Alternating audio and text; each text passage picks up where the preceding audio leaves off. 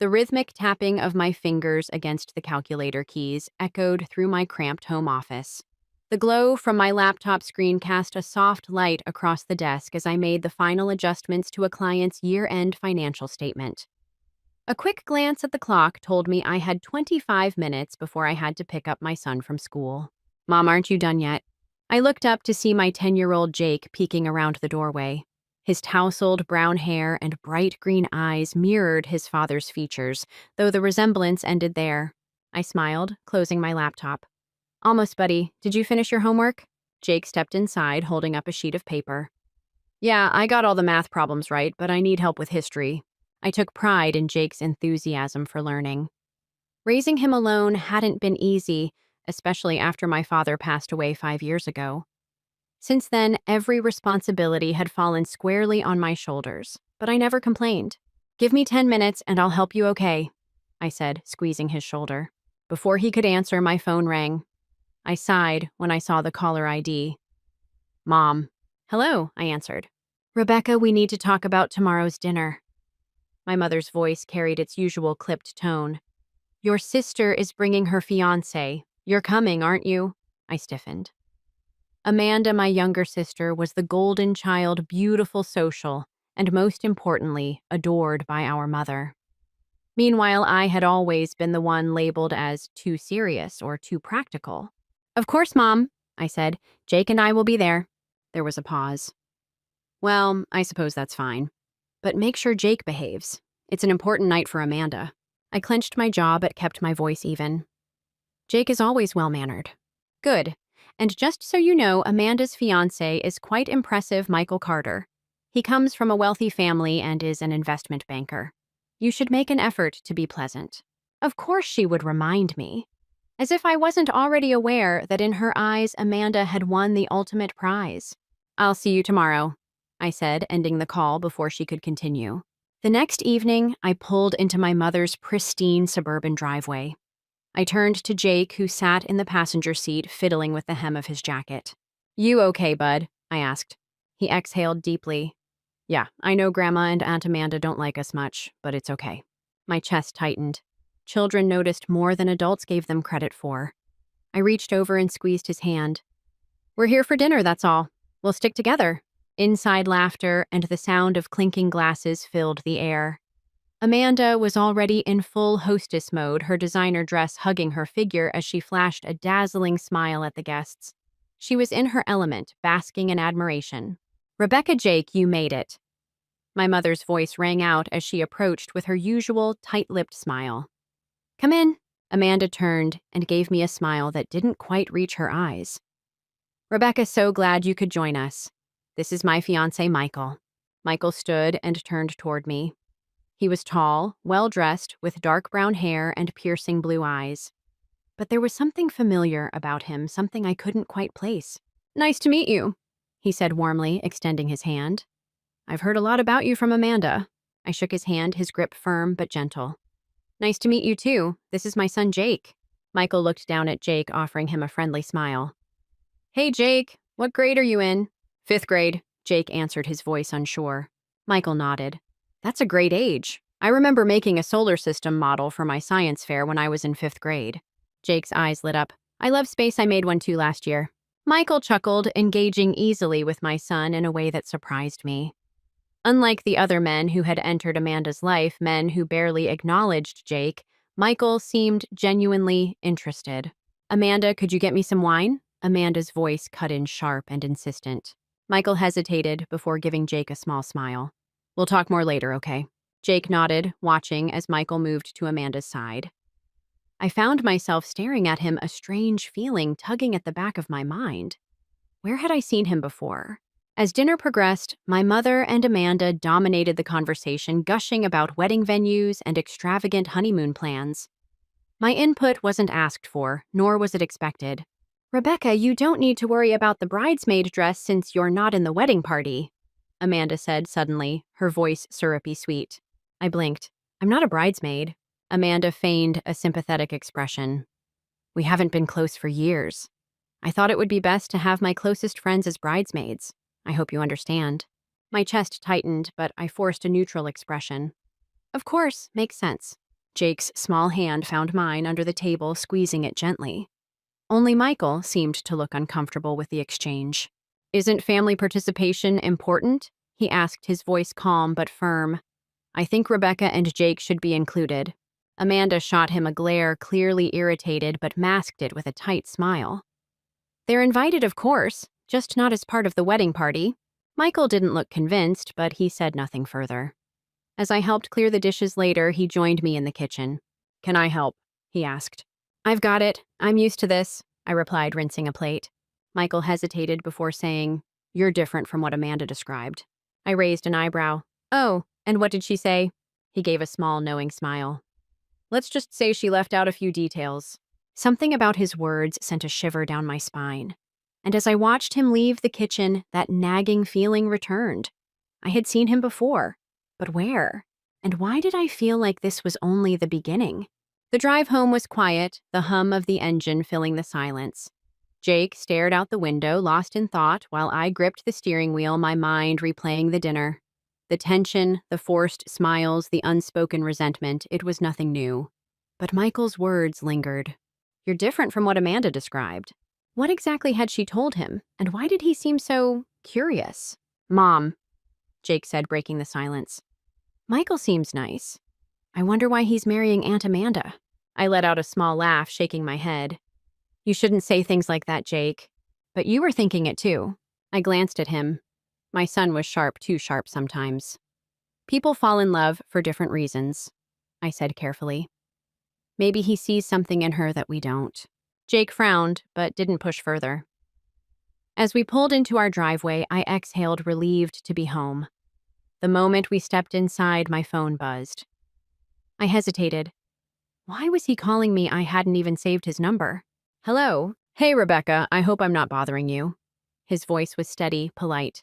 "Not at all," I said, though confusion laced my tone. There was a pause. I wanted to say I'm sorry about tonight. Amanda and your mother, I didn't like how they spoke to you." I blinked. No one had ever apologized on their behalf before. "You don't have to do that," I said, forcing a chuckle. "I'm used to it." "You shouldn't have to be." His words caught me off guard. I shifted, unsure how to respond. "I appreciate that, Michael, but Amanda is your fiancé. You don't have to get involved in our family drama." "I disagree," he said. "Families should support each other, not tear each other down." A lump formed in my throat. "That's not how it works in mine." He was quiet for a moment. "Well, maybe it should." Something in his voice made me pause.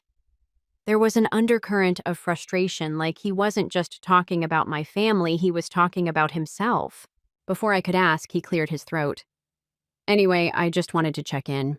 I'll see you at the wedding, I guess." "Yeah," I said softly. "See you at the wedding." I hung up, staring at the screen. Something about Michael didn't add up, and I had a feeling I wasn't the only one questioning things. The following week, the wedding preparations reached a fever pitch.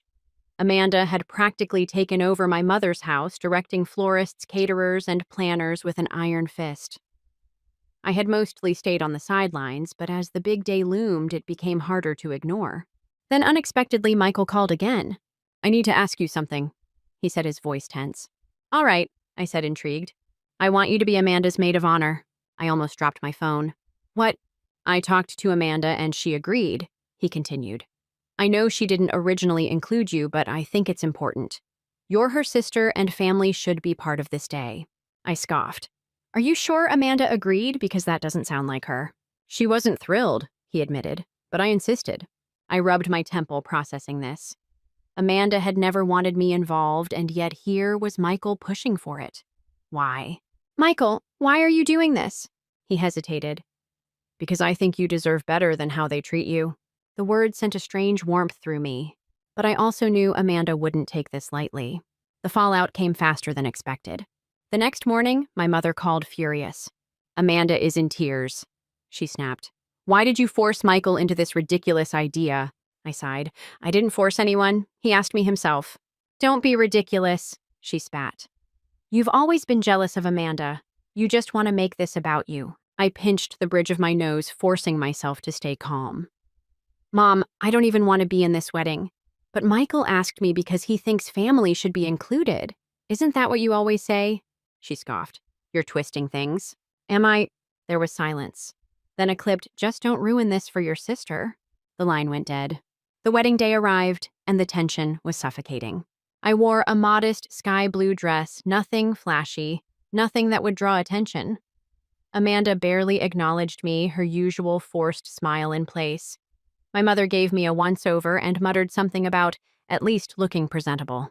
Jake sat in the front row, dressed in a little suit, his hands neatly folded in his lap. He gave me a thumbs up. I smiled. No matter what happened, I had him. As the ceremony began, I found my gaze drifting to Michael. He stood at the altar looking composed, but his eyes kept flickering toward me. When Amanda reached him, he smiled, but there was something distant in his expression. Something off. The vows were said, the rings exchanged. But the moment Amanda leaned in to kiss him, I saw it, the hesitation. For a fraction of a second, Michael froze. It was barely noticeable, but I saw it. And suddenly everything clicked. The phone calls, the concern, the lingering stare. Michael wasn't just second-guessing the wedding. He was second-guessing Amanda. As the ceremony ended and guests moved to the reception, I slipped outside for air.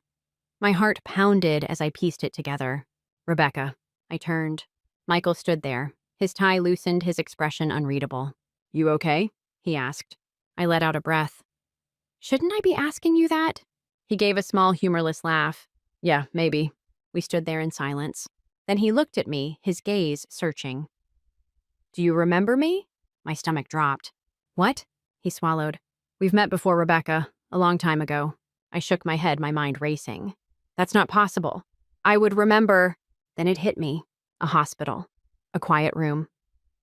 A girl fighting for her life. And a young man who visited every day. My breath caught. "Caroline." Michael's expression softened. She was my sister. I staggered back, the memories slamming into me. I had been a hospital volunteer back then, helping terminal patients. Caroline had been one of them, young, bright, full of life despite her illness. And Michael had been her brother, the one who never left her side. "You were there," I whispered, "all the time." He nodded. "And so were you." The air between us was thick with unspoken words. "Why didn't you say anything before?" I asked, my voice barely audible. "Because I wasn't sure if you'd remember," he admitted. "And because I didn't know what to do with the truth." A lump formed in my throat. Amanda, the wedding, my family. Everything suddenly felt insignificant. Because this was something real, and it had been waiting in the past all along. The weight of Michael's words settled over me like a dense fog. My mind was reeling, flipping through memories I hadn't revisited in years. The hospital corridors. The quiet afternoons sitting with Caroline. The way her eyes lit up when Jake, barely 5 years old at the time, would bring her little drawings of planets and stars. And Michael, always there watching over his sister. A young man who had been drowning in grief, holding on to hope even when there was none left. "I can't believe I didn't recognize you," I finally said, my voice barely above a whisper. Michael let out a small, humorless chuckle. "It's been over 10 years, Rebecca. People change." I met his gaze, searching for something, anything, that would explain why he had waited until now to say this. "Why didn't you tell me before?" He hesitated, rubbing the back of his neck. "Because I didn't know how. At first, I wasn't even sure you were the same Rebecca. But then, I started putting things together. Your last name, Jake, the way you carry yourself." I wanted to say something, but Amanda... He stopped himself, exhaling sharply. "But Amanda," I repeated, filling in the blanks myself. "She wouldn't have liked it, would she?" Michael shook his head. "No, she never liked hearing about Caroline. I think it made her uncomfortable." That didn't surprise me. Amanda had never been the type to dwell on other people's pain, especially if it didn't serve her in some way. I folded my arms, trying to process it all. "So what now?" Michael's jaw tightened. "That depends on what you mean." "On you, Michael," I said, forcing myself to look him in the eye. "You just married my sister, and yet you're standing here telling me all of this like it changes something." His lips parted slightly, but no words came out at first. Then finally, "It does change something." I swallowed. "How?" His hands clenched at his sides. "Because I don't think I ever really knew Amanda. I thought I did. But being around you, seeing the way your family treats you, seeing the way she treats you, it made me realize how blind I've been." A sharp pang of something pity sadness ran through me. I should have told you the moment I recognized you, he admitted. But I was already engaged, and I thought maybe it didn't matter anymore, that the past was just the past. I nodded slowly, even though my heart was hammering. And now, Michael ran a hand down his face. Now, I don't know, but I can't keep pretending like I don't see the truth anymore. The truth. That this wedding had been a mistake. That he had married a version of Amanda that didn't exist. That deep down he wasn't sure if he had ever really loved her at all. A lump formed in my throat and I forced myself to take a step back. Michael, Before I could finish, the sound of heels clicking against stone made us both turn. Amanda stood at the entrance to the garden, arms crossed, her expression unreadable. For a long moment, none of us spoke. Then, with a slow, deliberate tilt of her head, Amanda asked, "What exactly is going on here?" Tension crackled in the air like a live wire. Michael straightened, his face unreadable, but I knew him well enough now to see the tightness in his jaw. "Amanda," he started carefully. "How long have you been standing there?" She let out a soft laugh, but there was no humor in it. "Long enough." Her gaze flicked between the two of us, sharp and assessing. Imagine my surprise when I see my husband sneaking off to have a private conversation with my sister.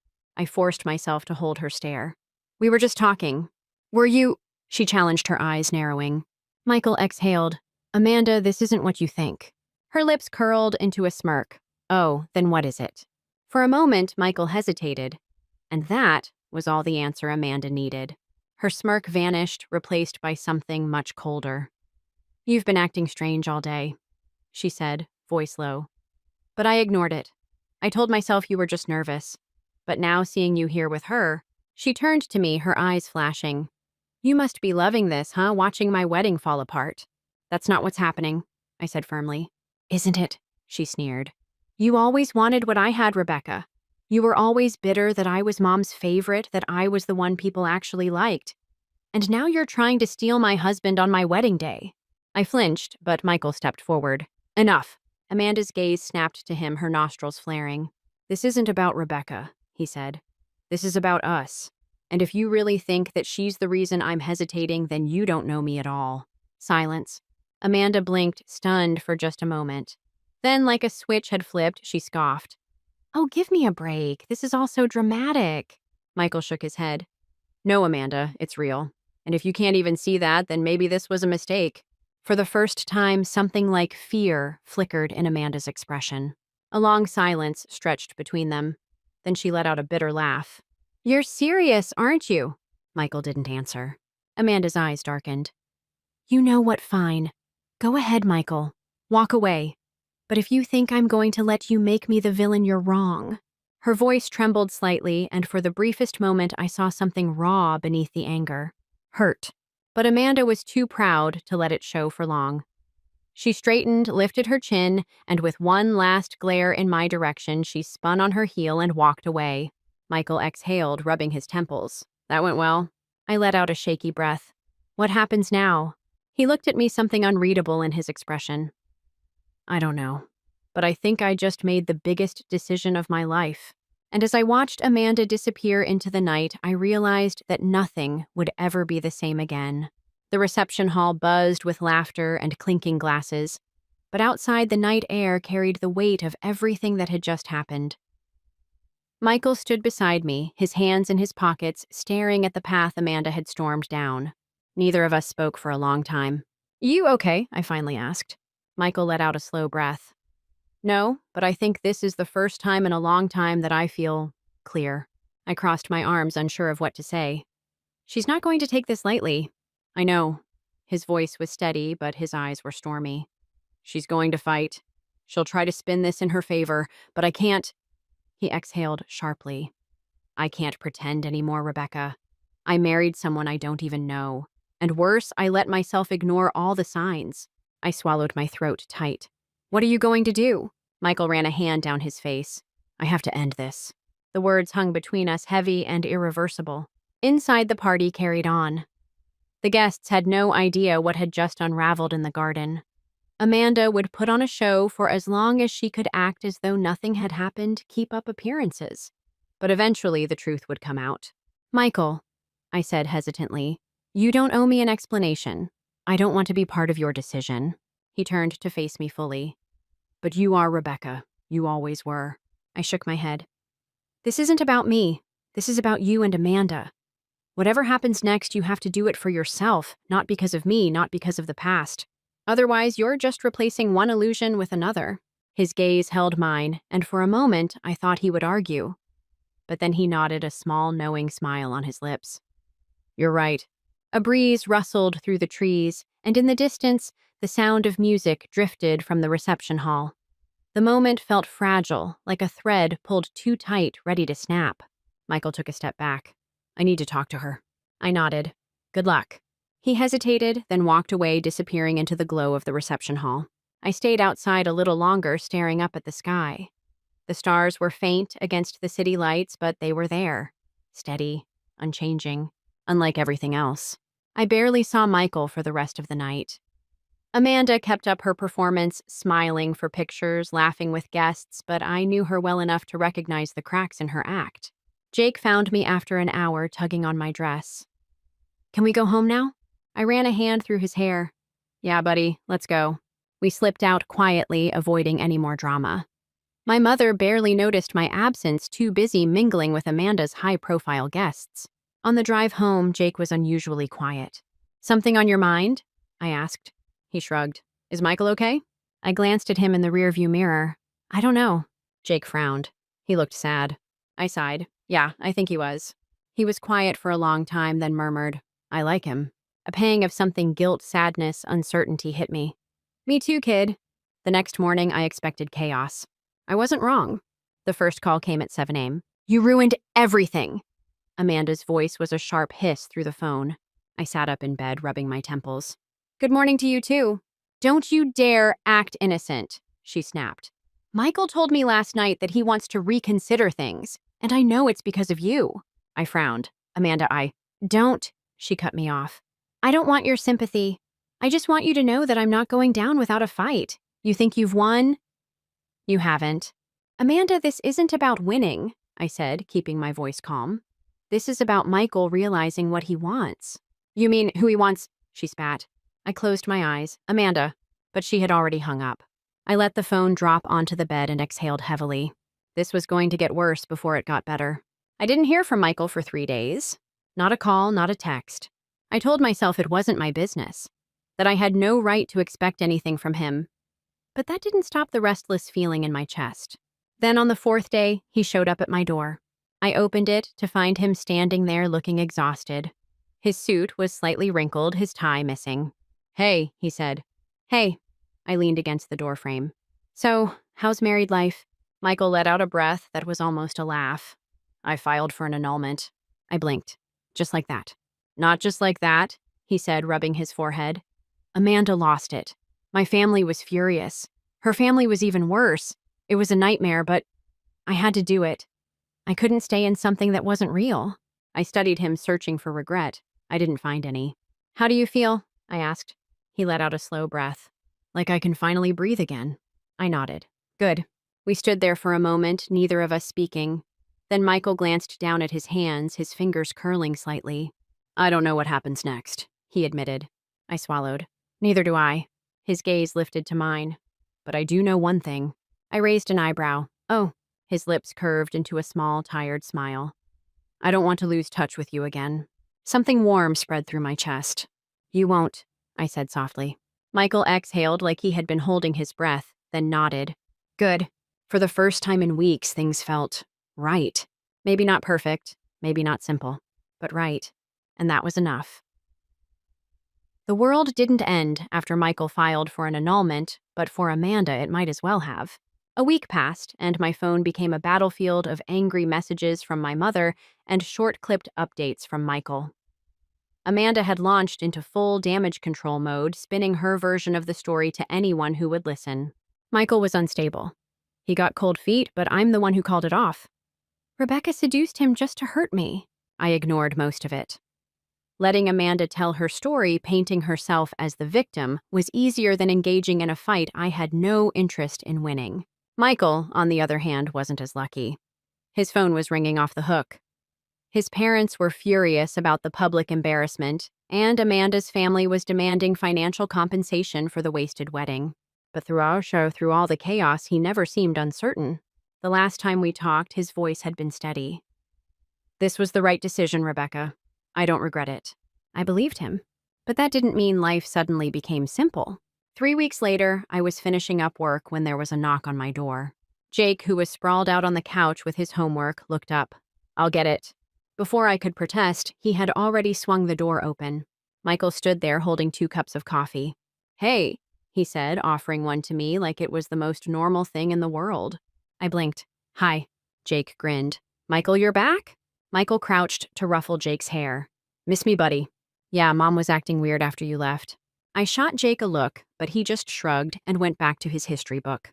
Michael's lips twitched as he stepped inside, holding out the coffee again. "You looked like you needed this." I took it, narrowing my eyes. "Are you bribing me with caffeine?" "Is it working?" "Maybe." He smirked, but there was something hesitant in his eyes. He glanced around the room, taking in the stacks of paperwork on my desk, the small pile of laundry I hadn't gotten to yet. "This feels familiar," he murmured. I took a sip of my coffee. "What does you doing everything by yourself, carrying the weight of everything like it's just expected of you?" I swallowed. "It's fine. I'm used to it." Michael's expression darkened. "Yeah, that's the problem." A long silence stretched between us before I cleared my throat. "So, what brings you here?" His gaze softened. "I just wanted to see you." I raised an eyebrow. "That's it?" He hesitated. No, but it's part of it." I folded my arms. "And the other part?" Michael exhaled. "I needed to get out of my own head for a bit. After everything with Amanda, I've been trying to figure out what's next.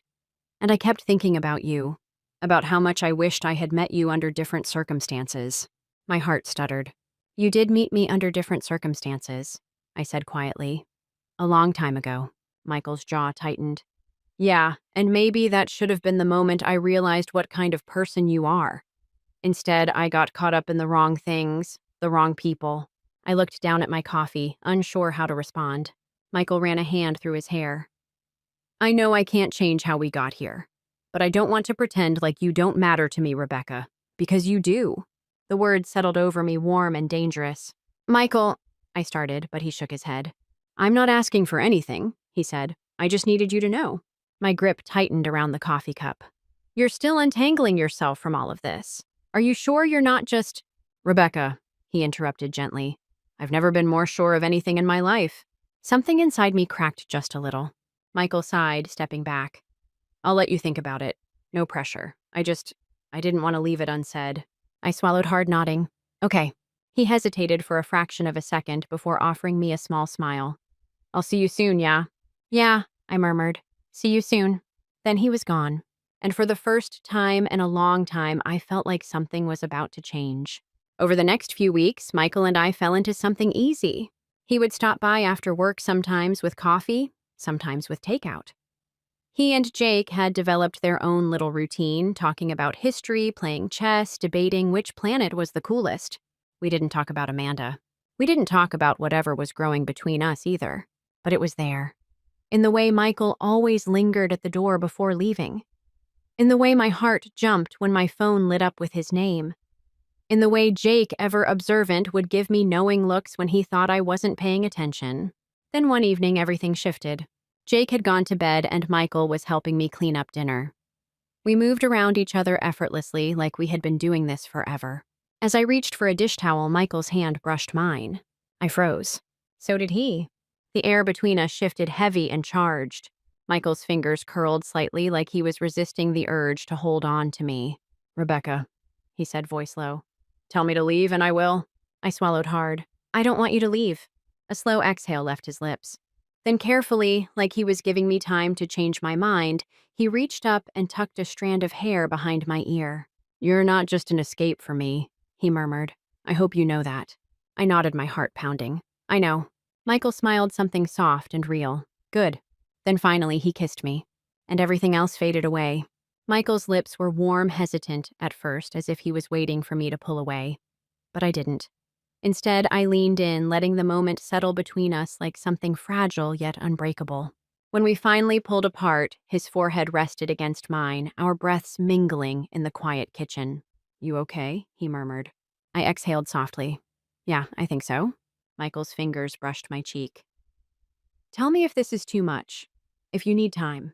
I searched his face, the sincerity in his eyes, the patience woven into his words. He wasn't rushing this. He wasn't assuming anything. "I don't need time," I admitted. "I just need to know this isn't some temporary thing. That when the dust settles, you won't." Michael's grip on my hand tightened. "Rebecca, I've never been more sure of anything." My throat tightened, but before I could respond, a small voice broke through the moment. "Are you guys kissing?" We turned to see Jake standing in the hallway, rubbing his eyes sleepily. Michael cleared his throat, stepping back slightly. I crossed my arms. "What are you doing out of bed?" Jake blinked at us. "I was thirsty." He squinted at Michael. "Are you my mom's boyfriend now?" Michael hesitated, then glanced at me. I smirked. "Smooth, Carter. Real smooth." He chuckled, rubbing the back of his neck. "I guess that depends on what your mom says." Jake turned to me expectantly. So I let out a slow breath, then looked at Michael. "I guess he is." Jake grinned, satisfied. "Cool." He grabbed a glass of water from the counter, took a long sip, then padded back toward his room. "Good night, Mom." "Good night, Michael." Michael and I exchanged amused glances. "Well," he murmured, "I guess it's official." I laughed. "Guess so." And just like that, something inside me settled. The weeks that followed felt like an entirely new chapter in my life. Michael became part of our little routine. He and Jake would play chess, talk about history, or debate which superhero was the best. Jake insisted it was Batman, while Michael swore by Spider-Man. Some nights, Michael would cook, proving he was far better in the kitchen than I was. Other nights, we'd order takeout and watch old movies on my tiny couch, his arm draped comfortably around my shoulders. It felt easy. It felt right, but not everyone saw it that way. One afternoon, I got a call from my mother. "We need to talk," she said, her tone clipped. I sighed. "About what?" "Don't play dumb, Rebecca." I pinched the bridge of my nose. "Michael and I are dating. If that's what you're upset about, I don't know what to tell you." My mother scoffed. "So you're really doing this, parading around with your sister's ex-husband?" "They were married for less than a day, Mom." "And he ended it." "That's not the point." "Then what is?" I asked, my patience thinning. She was silent for a long moment. Then, in a much softer voice, she said, "You could have anyone, Rebecca." "Why him?" I closed my eyes. "Because he sees me. Because he treats Jake like he matters. Because for the first time in years, I feel like I'm not alone." She exhaled heavily. "Amanda won't forgive you for this."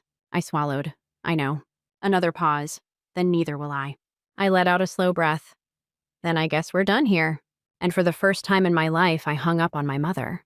Amanda, of course, wasn't any quieter. Her texts ranged from bitter jabs to outright threats. "Amanda. You're disgusting." "Amanda. I hope you realize he's just using you." "Amanda. You'll never be anything more than second choice." I never responded. I didn't need to. Because for once, I wasn't fighting for their approval. I was choosing myself. 6 months later, Michael and I moved in together. It wasn't a grand, dramatic event. No fancy proposals or over-the-top declarations. Just a quiet understanding, a choice we made together. Jake was thrilled. "Does this mean we're a real family now?"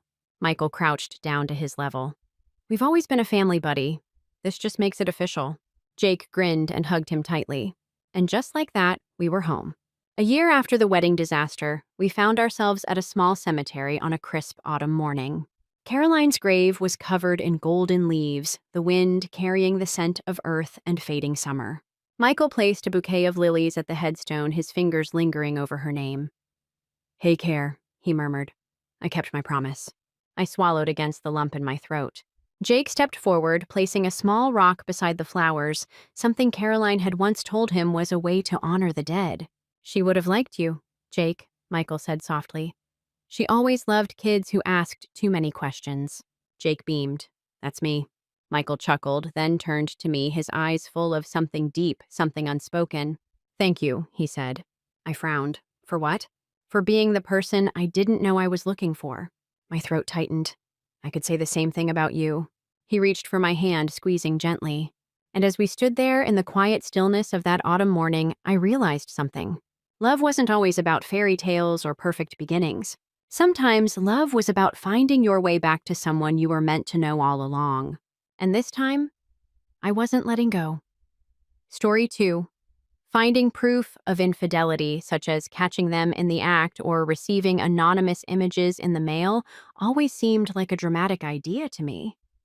Instead, when searching his laptop for a recipe we had saved, I found out about my fiancé's infidelity. I'm Kinley, and 3 weeks before to my wedding, I was looking for a recipe for butternut squash soup in Trey's browsing history. We had bookmarked it. At that point, I came across dozens of private Facebook communications between him and accounting colleague Elise. I miss your touch, baby. It was amazing last night. Kinley has been so preoccupied with her work recently that she hardly notices. Scrolling through months' worth of texts, pictures, and late-night meetings made my hands shake. According to the timestamps, their affair began immediately following our engagement celebration. "What are you doing?" Trey's voice startled me. He was standing at our home office doorway, grabbing a coffee cup. For what length of time, my voice was fairly steady as I asked. "What are you discussing?" He approached, but when he saw the screen, he stopped. "You are prying into my private correspondence, Elise's private communications." "Really?" I swiveled the laptop in his direction. "When I questioned you about all those late meetings, you responded that Elise was simply a coworker. It isn't what you believe." "Don't." I extended my hand. "Don't look, please. Lately, you've been so aloof. Staying late at work all the time, talking about that job abroad." So I'm to blame for this. My finger felt like it was burning when I raised my engagement ring. "Kinley, I have needs, and lately your career has taken precedence over me." I put the ring on his desk after slipping it off. "We have not yet tied the knot. I'm grateful." Within an hour, his mother Faith phoned. I was attempting to catch my breath in my vehicle stopped outside our favorite coffee shop. "Kinley, my love, let's discuss this logically." False worry soaked into her educated voice. Before the wedding, every couple has difficulties. He spent months deceiving Faith. When men feel abandoned, they may go off course. You could have done better if you had paid more attention. I gave a sour laugh. I worked a full-time job and planned our entire wedding, and that's exactly the issue. Wives should put their husbands before their careers. However, I guess this conduct explains why you are still single at 29. Another call rang on my phone. "Mom." I choose to disregard it. "Now, sweetheart, you're ruined goods," Faith went on. "It would be unwise to leave this marriage. Would anybody else want you?" After hanging up, I entered the coffee shop. The buzzing on my phone persisted. Messages from my father, mother, and sister. "Call me right now, Mom." Faith filled me in on everything. "Don't let one mistake ruin your future, Mara." "Dad, your mom is really unhappy. This has to be fixed." I sat in the corner, got my normal coffee, and opened my work email to divert my attention. Sierra sent a new message. I noticed my coworker in the worldwide office. Associated letters subject. It's official. The transfer was accepted. "Give me a call right now." I downloaded the file with trembling hands. It was there. An official offer for a senior strategic role at our headquarters in Europe. Trey had called the position a pipe dream. My phone rang once more. It was my mom this time. "Are you insane?" She made a demand. I was moved to tears by Faith's call. He often cheated on his mother. Every man errs occasionally. "Kinley, you're not growing any younger. Would you rather die by yourself? Being alone is preferable to being betrayed by someone. You're exaggerating. Faith told me that if you apologize, Trey would overlook your passion with your profession." "Say sorry." My voice broke. "For what purpose? Working diligently. Ambition for being challenging. Uncontrollable. It makes sense why he looked elsewhere." Something hardened in my chest as I gazed at the offer letter on my laptop. "Mom, you're correct. Now I'm uncontrollable. You're finally starting to make sense. I must leave. I'm on the phone with HR, on the cancellation of wedding leave." Before she could answer, I hung up and checked my inbox. As I typed, my fingers moved quickly over the keyboard. I accept the post, Sierra. When can I begin? Another text message from Faith appeared on my phone. I hope you're prepared to ask for pardon. It's your one opportunity to be happy. Whispering to myself. I grinned as I took a drink of my coffee. Proceed. Compose my obituary. I'll be too busy penning my triumphant tale. It's a lovely dress. The proprietor of the consignment store replied closely, inspecting my wedding gown, which had never been worn. I'll give you $3,000. Deal. I hurriedly signed the documents, avoiding a glance at the elaborate beading that had previously thrilled me. It buzzed on my phone. Mom missed another call. For the last 2 weeks, I had been evading her attempts at intervention by pretending to be the distraught, nearly bride and subtly getting ready to make my move. I was given the check by the store owner. Honey, are you certain about this? People occasionally feel remorse. I'm positive. I went out right into my sister Mara after putting the check in my handbag. Really? She pointed to the store. You've already sold your dress. Why would you want to preserve it? For days, Mom has been attempting to contact you. Faith has asked everyone to supper this evening. She wants to have a conversation. I chuckled. Nothing needs to be discussed. Avoid being obstinate. Faith only has your best interests in mind. Trey is devastated, she says. Is he already dating, at least in public, for that reason? Mara started to shift uneasily. All he's doing is digesting, Faith says. Don't repeat what Faith says to me. Many onlookers turned to stare. I spoke more softly. I've had enough of Faith. I carried on packing when I got back to my flat, marking boxes for transportation or storage with care. Sierra sent me a message on my phone. These are accepted. When you're ready, your apartment is ready. Additionally, when Ray visits the area next week, he would want to know whether you are available for dinner. Unexpectedly, our worldwide CEO, Ray Woods, had encouraged my transfer. Even though I had only met him twice, his support had accelerated my progress. The doorbell rang. You're not even wearing clothes, Mom. She stormed in, glancing at my t-shirt and yoga pants. In an hour is dinner. I'm not leaving. Faith went to great lengths. No matter how much difficulties Faith has, I don't care. I kept taping boxes. At last, she saw how crowded the apartment was. Why all this cleaning in the spring? Candy, Crawford. Put an end to this bullshit immediately. You are behaving like a kid. A kid, I stood up straight. A kid would scream and plead. Telling a youngster that she is useless without a ring will make her believe it. I'm not doing either. Nobody declared you to be worthless. Faith referred to me as damaged goods. You referred to me as marriable. I was attempting to assist. One mistake will cost you your entire future. Trey or any other man is not my future. I gave her an invitation to the wedding. You have the ability to restore Faith on your own. I went to Faith's dinner party that evening. I wanted to see their faces, not because I caved in. I dressed in my finest black gown, applied very little makeup, and pretended to be dignified. At her right hand, Faith ruled from her dining room tray. Elise was sitting next to him, trying too hard to blend in, wearing my old spot. Kinley, your smile was so piercing, Faith. How courageous of you to attend. I sat at the far end and nodded silently. I heard their hushed chatter and felt their pitying looks during dinner. Poor thing. She looks terrible. Such a shame she had such potential at her age. Starting over? I picked up my food, playing the role of the broken ex-fiancé perfectly until the dining room door opened and a tall figure stepped in. Sorry I'm late, Ray Wood said, his presence immediately commanding the room. Traffic was terrible. He walked straight to my end of the table. Kinley, glad I caught you before your big move. Faith's wine glass slipped, splashing red across her pristine tablecloth trays. Fork clattered against his plate. Ray, I smiled genuinely for the first time that evening. I didn't know you'd be here. Wouldn't miss it. We need to discuss your role in the Paris merger. He pulled up a chair beside me, completely ignoring Faith's stammered protests about seating arrangements. I don't understand. Mara whispered loudly. What role? What merger? Ray raised an eyebrow at me. Haven't you told him about your promotion? I wasn't sure who was in my corner. I replied loud enough for everyone to hear. Didn't want to seem unmanageable.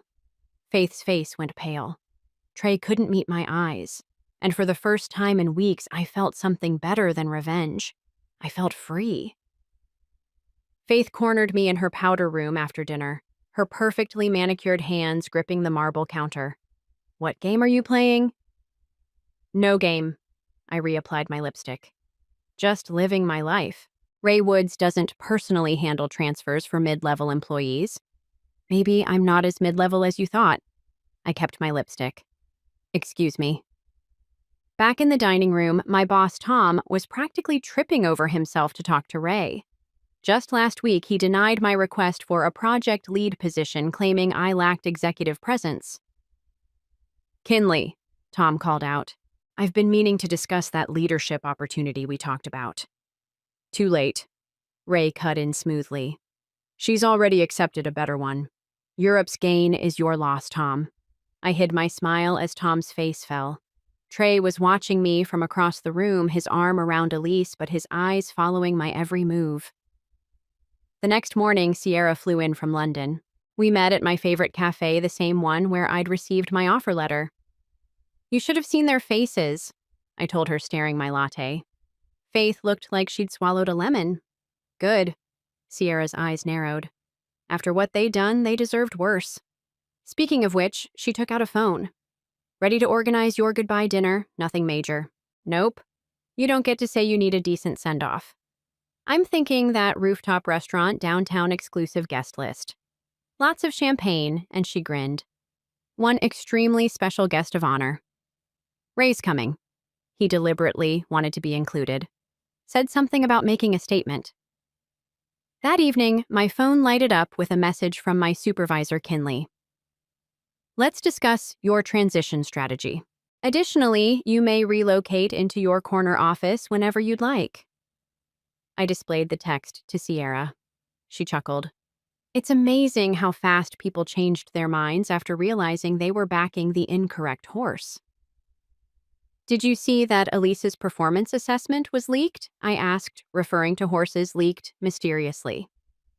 Sierra smirked while sharing some fascinating emails regarding how she was promoted. 3 days later came the goodbye supper. The downtown skyline provided the ideal background as string lights gleamed on the rooftop. I had only invited genuine pals to fresh beginnings, no relatives or phony well-wishers. Karma was a patient bitch, so Sierra lifted her glass. Everyone chuckled. Glasses that are clinking. Ray's fashionably tardy arrival attracted attention with his casual blazer speech. Someone yelled. Ray got up and held a glass. I don't typically go to employee departure parties, but Kinley is an exception. I was impressed when I initially looked over her transfer application. I was persuaded when I met her. However, he stopped and stared at me when I told him how some individuals attempted to extinguish her light. Let's simply say that some individuals think that being nice is a sign of weakness, their demise. As he went on to demonstrate that the greatest form of retaliation is enormous success, I fought back tears. Sierra pushed me. Grin. As Ray put his arm over my shoulders and we both started laughing, she lifted her phone to record the scene. Glasses of champagne were hoisted. Ideal for Instagram. Swiftly typing, she said. The first part of the caption. Ray drew me aside later that evening as the visitors were departing. He replied softly, You know they'll try to stop you. Faith is liked by many, including your former employer. When someone disproves them, they detest it. Give it a go. He grinned. I recruited you just for that reason. I'll see you in London.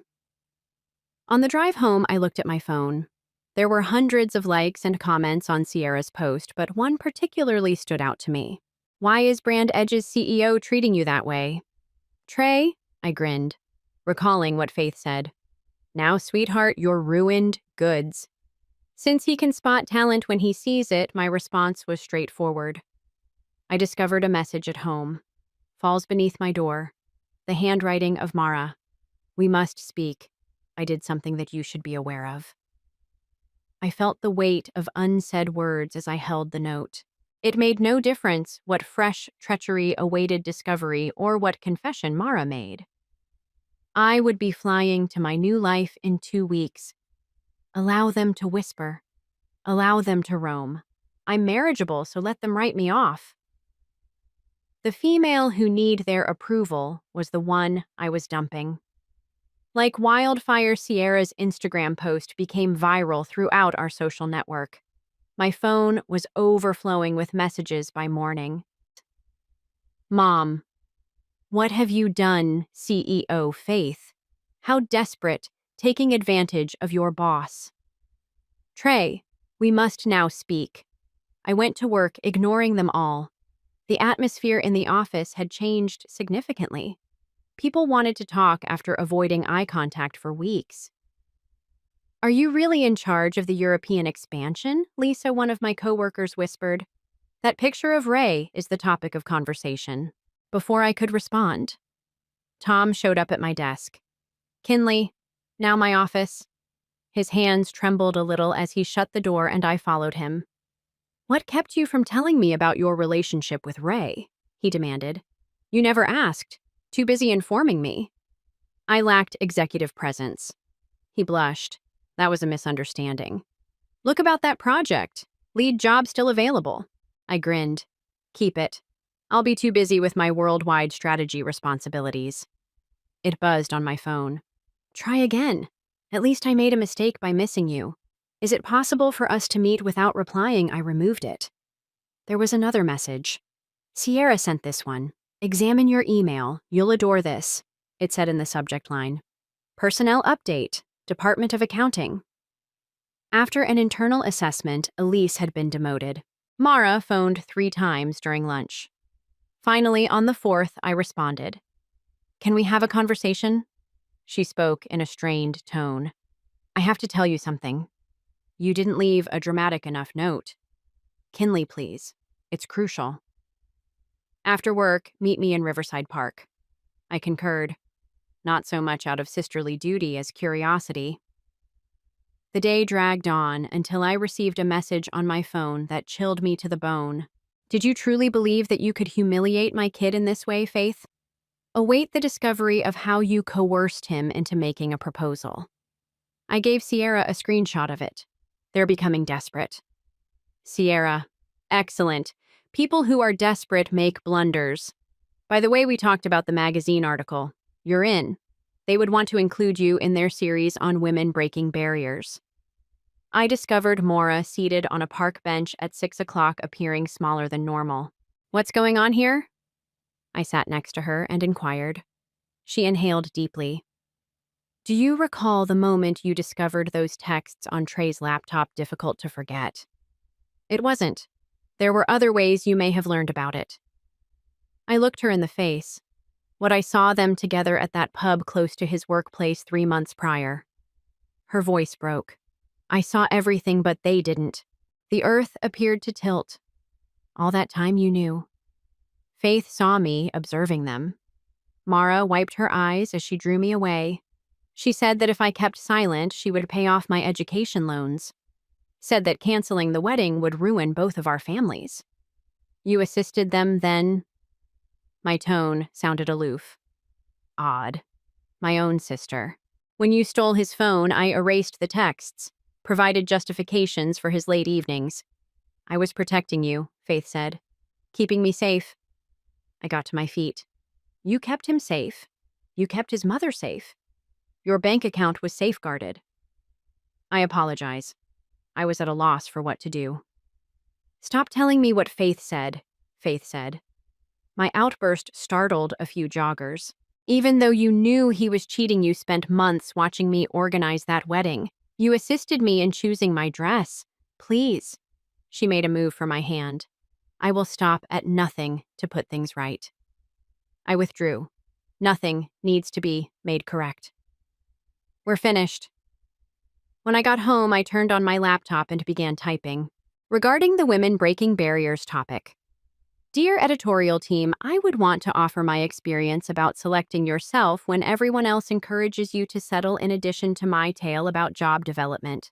About realizing that sometimes the individuals who say they are protecting you are actually preventing you from moving forward. Sierra texted me, then my phone rang. Faith is attempting to fabricate a tale about you having a breakdown. I reflected about Faith's threats, Mara's confession, and all the covert betrayals. Allow her to whirl, I answered. The truth is more painful. I added a last sentence to my draft and linked it to an email. When people believe you've starved, success tastes even sweeter. I was about to send when Trey sent me another message. You're embarrassing yourself. Return home. This is something we can resolve. I opened my calendar, noted the days till my travel, and blocked his number. 2 weeks. I had 2 weeks before I departed. I was deceived by my sister, the mom who had doubts about me, and the guy who believed he could shatter me. Let them believe that I was going through a breakdown. In fact, I was making progress. My draft was praised by the magazine editor. Real, unvarnished, and relatable. We want to use that as our cover story, she added during our video conference. I looked at my calendar for next month's edition when I inquired. Your maneuver was timed perfectly. She hesitated. Are you certain that the personal information will be included? It might make some people uncomfortable. Allow them to stir. I had coffee with Sierra after the call. To assist with last-minute relocation preparations, she had flown in once again. I've been getting calls from your sister. I need to explain, she murmured, sobbing as she slipped into our regular booth. There is nothing to explain. She picked a side. Sierra took out her phone and began talking about sides. Faith has been rather busy. Take a look at this. Faith posted it on social media. I'm praying for those whose hearts are poisoned by ambition. Without family, success is meaningless. Delicate. I gave a snort. How is the demotion affecting Trey? Sierra smiled. Not very good. He has been claiming credit for your work for years without you accepting credit for it, it turns out. He's displaying his actual nature. It was more like to drowning in his own incapacity. Just this week, 3 deadlines were missed. It buzzed on my phone. Mom. Have you gone entirely insane? Before I could say anything, she made a demand. I recently learned about this magazine piece via Faith. How is Faith aware of that? At the publisher, she has pals. How could you so openly discuss the private matters of our family? The filthy laundry of our family? I chuckled. Do you mean my sister's role in concealing my fiancé's affair quiet? Oh, did Mara not tell you that part? I asked. What are you discussing? Inquire about the college loans from her. Faith was rewarded. Find out why I blocked her and hung up. Sierra arched an eyebrow at number 2. Brutal. They want brutality. They succeeded. I was packing the last of my books later that night when I heard a knock on my door. Mara, Mom is going crazy. When I opened the door, she exploded out. She is well informed. Faith has threatened to file a slander lawsuit. With what proof the truth serves as a perfect defense. You're not aware of her full potential. Mara took hold of my arm. I have evidence that she has money and connections. I deleted all of your emails, messages, and bank account transactions. Which is a better narrative? Do you think I took Faith's blood money in an attempt to keep you safe? By witnessing me squander a year of my life organizing a cheater's wedding? You have no idea how it feels. Mara's tone faltered. Being the unsatisfactory daughter who was unable to pay for college out of pocket. The one who lacked ambition and intelligence. In order to make me feel unique, you sold me out. To be Faith's favorite at last. In order for me to join their family, she pledged to assist me in launching my own company. In the right way. Their household. I gave a sour laugh. This is the same family who will soon be featured in a major publication. Excellent timing, sis. The phone rang for Mara. As she read the message, her face became pale. She murmured, face pulling her investment. She claims that I let her down. Greetings from the club. I am unable to. She breaks down in tears. I'm unable to remain there any longer. Mom is still yelling. Dad refuses to give me a look. Faith poses a menace. It sounds like a brand new issue. Please. She took hold of my hand. My sister is you. No. I withdrew. When you witnessed Trey cheating, I was your sister. When you helped him hide it, I was your sister. When you told me to forgive him, I was your sister. Now I opened my door. You deceived me for a loan payment, and now I'm simply the lady. Sierra phoned after she was gone. She stated that the piece will be printed tomorrow.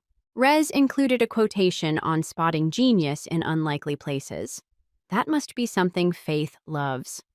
Oh, it improves.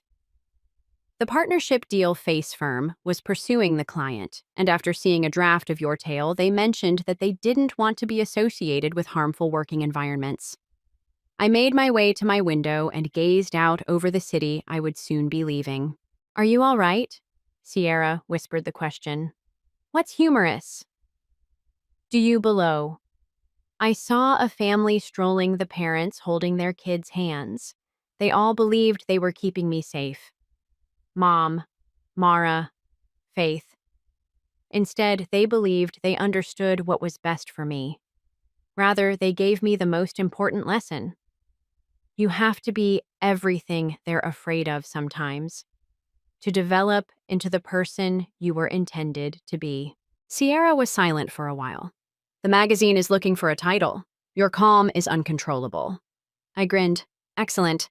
The piece fell like a ton of bricks. At 6 in the morning, my phone began to buzz.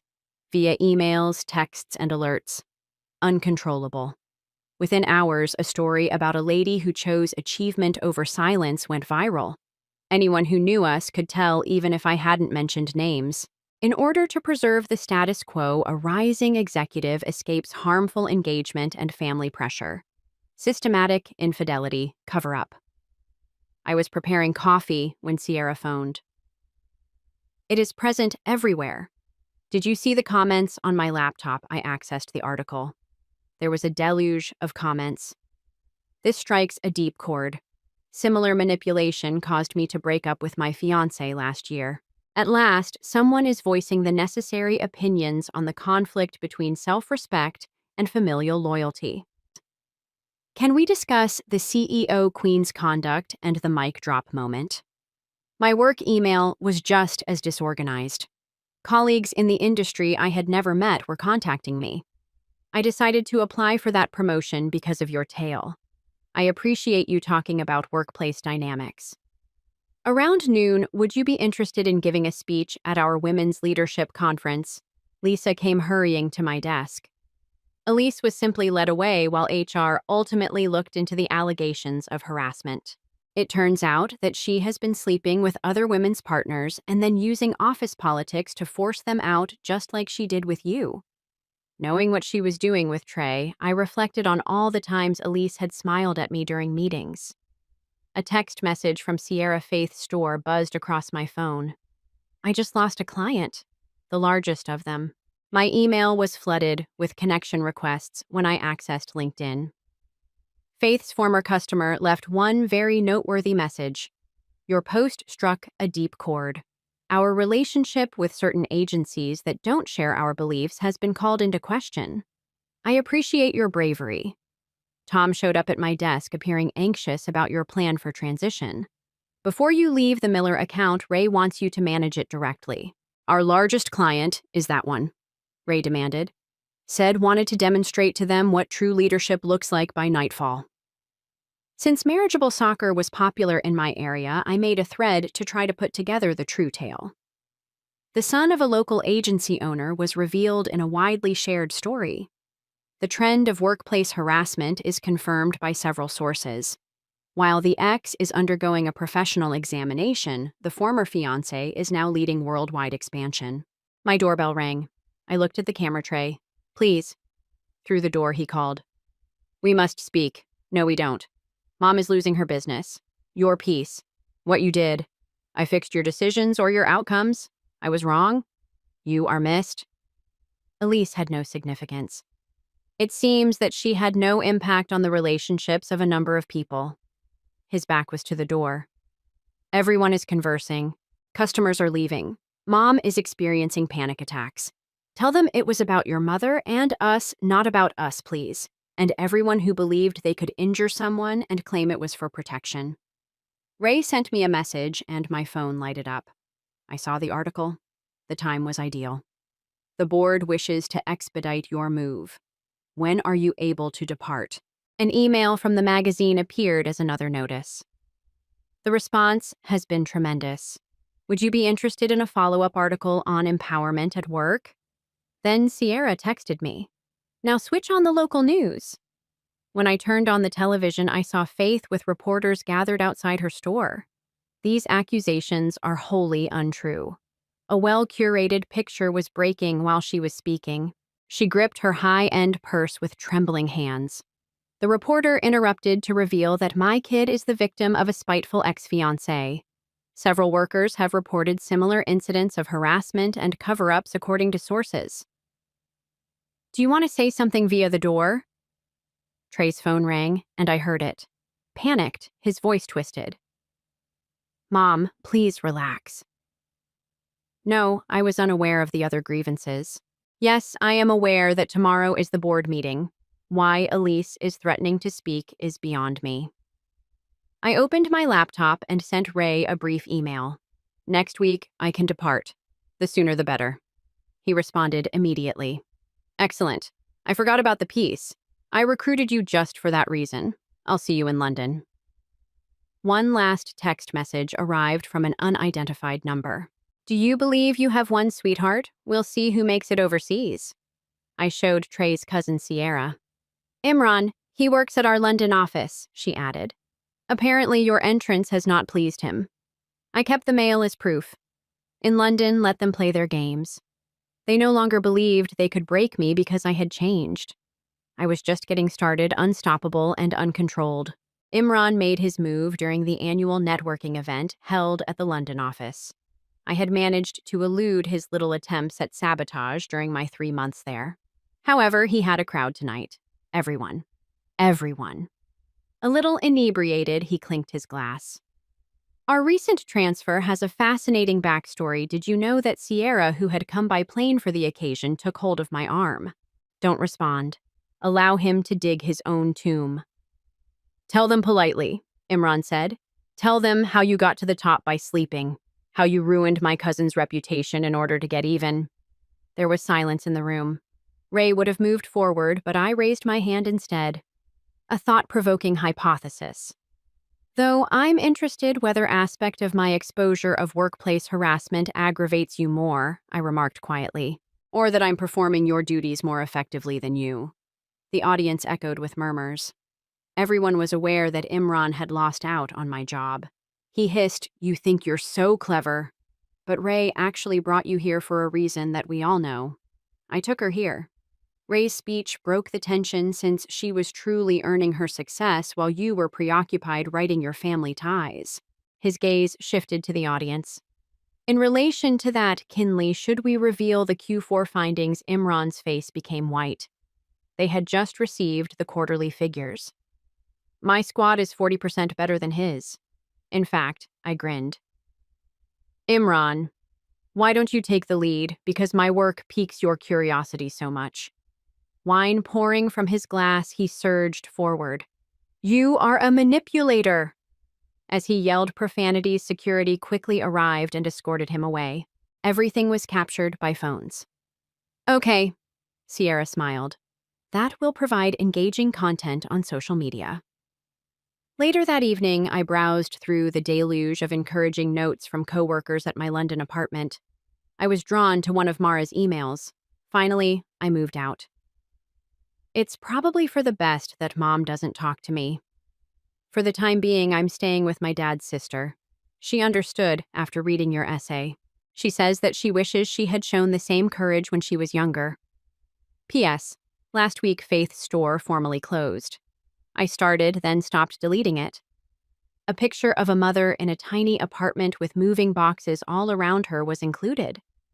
In some ways, she appeared younger, more like the sister I knew in the past. My phone rang.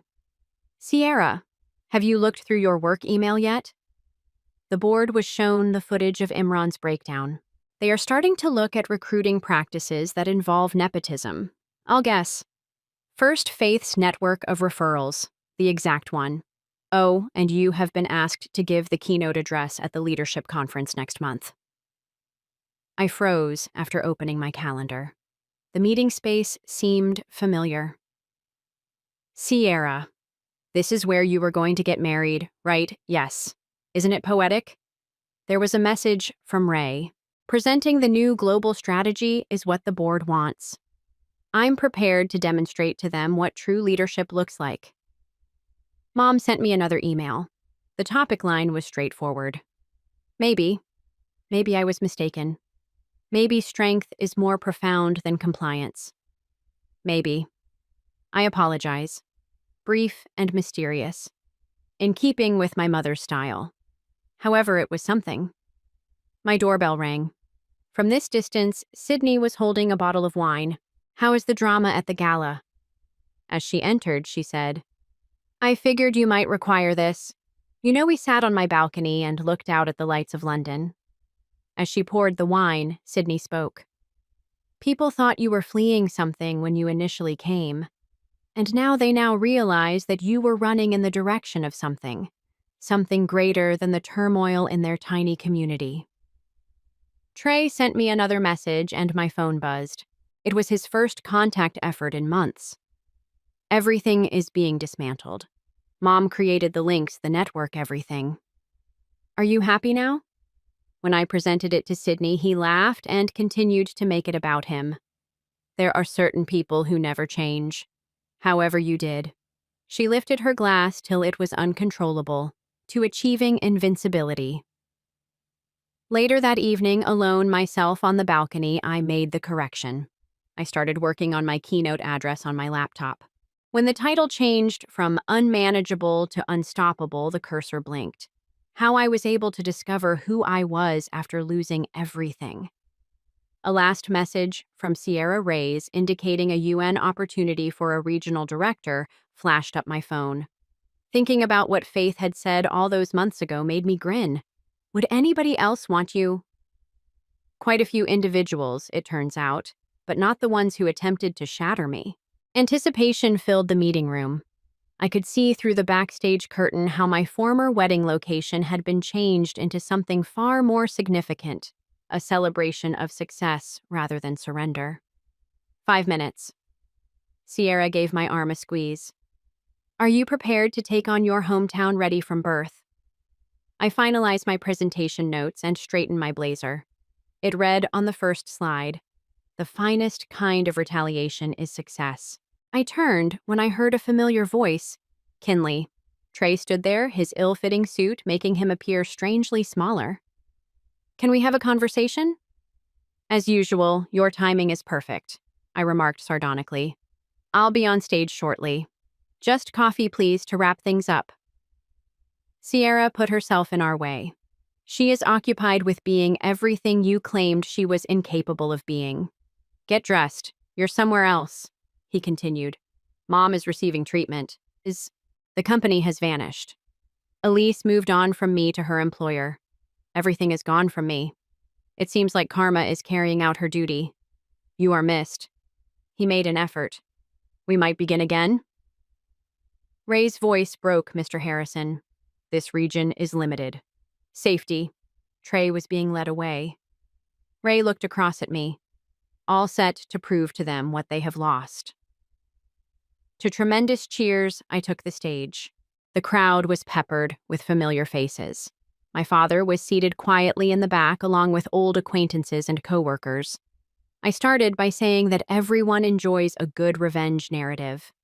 But retaliation isn't the point here. It has to do with resurrection. The presentation whizzed by global plans, success stories, and data. However, it was the individual touches that captivated them. They referred to me as uncontrollable. Nearing the finish, I said, They intended it as a slight. It was a challenge to me.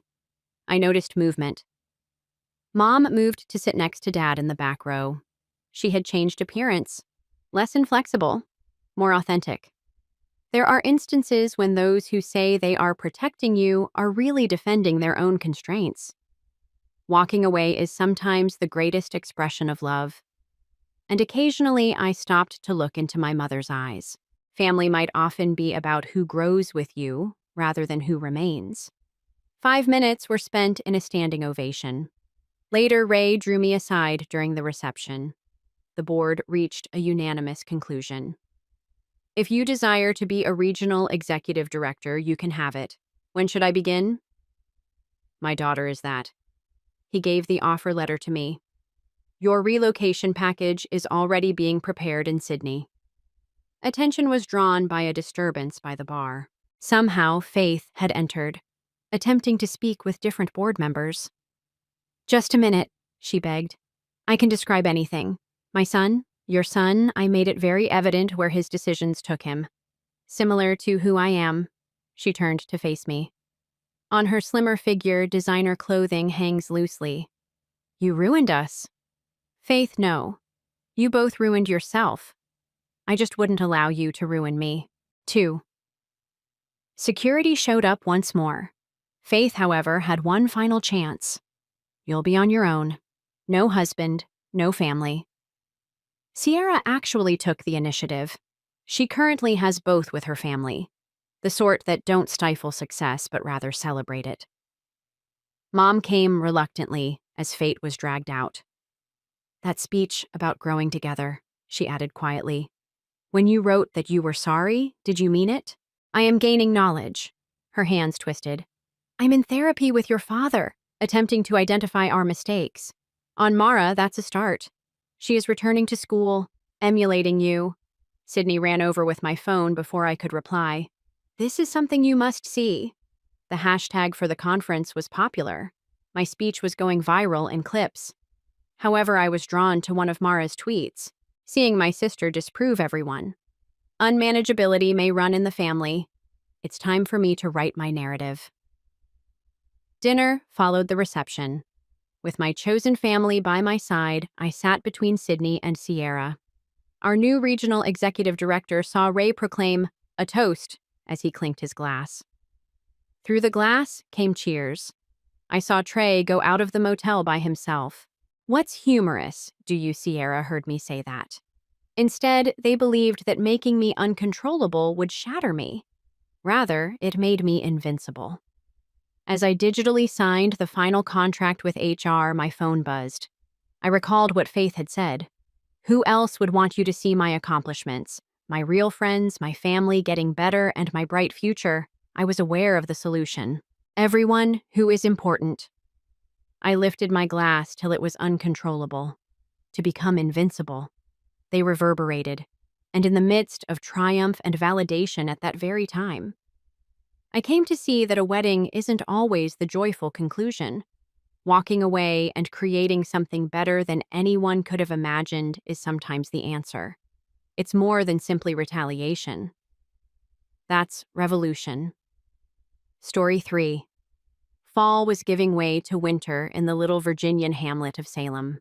The street trees' red and yellow leaves were slowly dropping to the ground, and the morning and evening temperatures were getting colder. Martha Johnson looked out the accounting office window with a heavy sigh. Tomorrow was the start of her son Ethan's winter vacation, which she was eagerly anticipating. Have you completed reviewing the Hopkins family documents that her co-worker Jane's voice brought back to life? Martha nodded, grinning. A little bit more.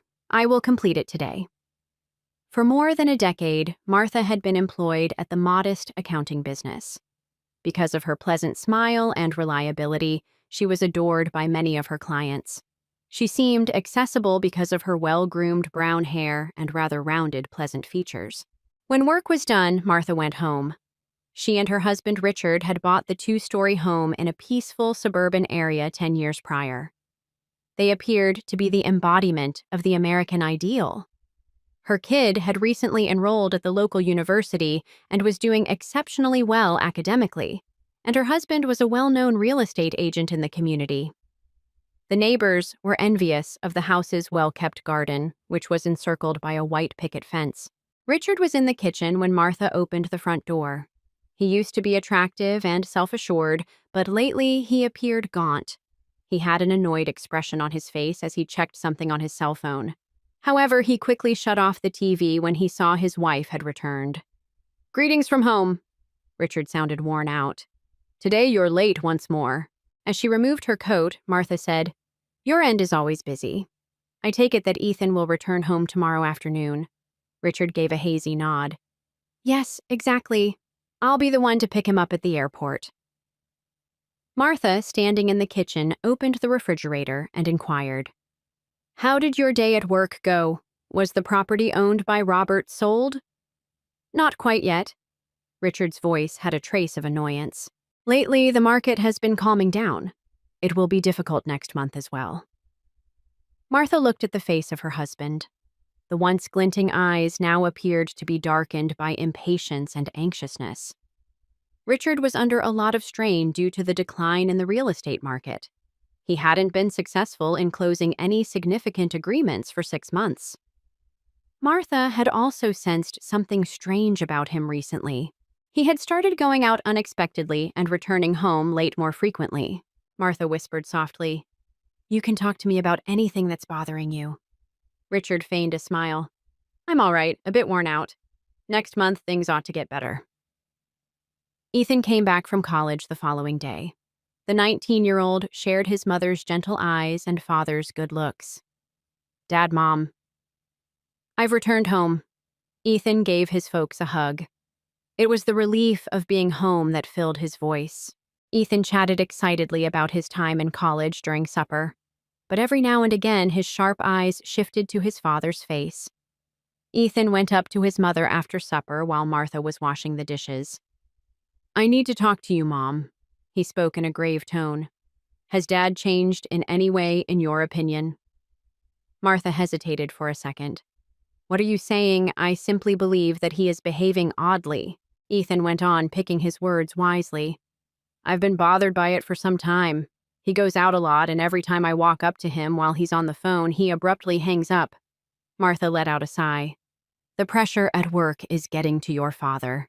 Mom, don't worry, even if the real estate market has been difficult lately." Martha touched the shoulder of her son. "Adults have problems of their own. Your father is making every effort." After appearing to say something, Ethan just gave Martha a mute nod. She didn't follow up, even though it seemed like her kid had more to say. She went to bed early that night with documents in hand since she was busy with year-end accounting work. Martha discovered Richard wasn't in bed when she woke up in the middle of the night a few days later. The time was 2 a.m. She heard Richard's quiet voice coming through the door gap and noticed light leaking from the study as she went downstairs. She noticed her spouse talking to someone on the phone. "I require a bit more time. No need to worry. Everything will go as planned." Uncomfortable.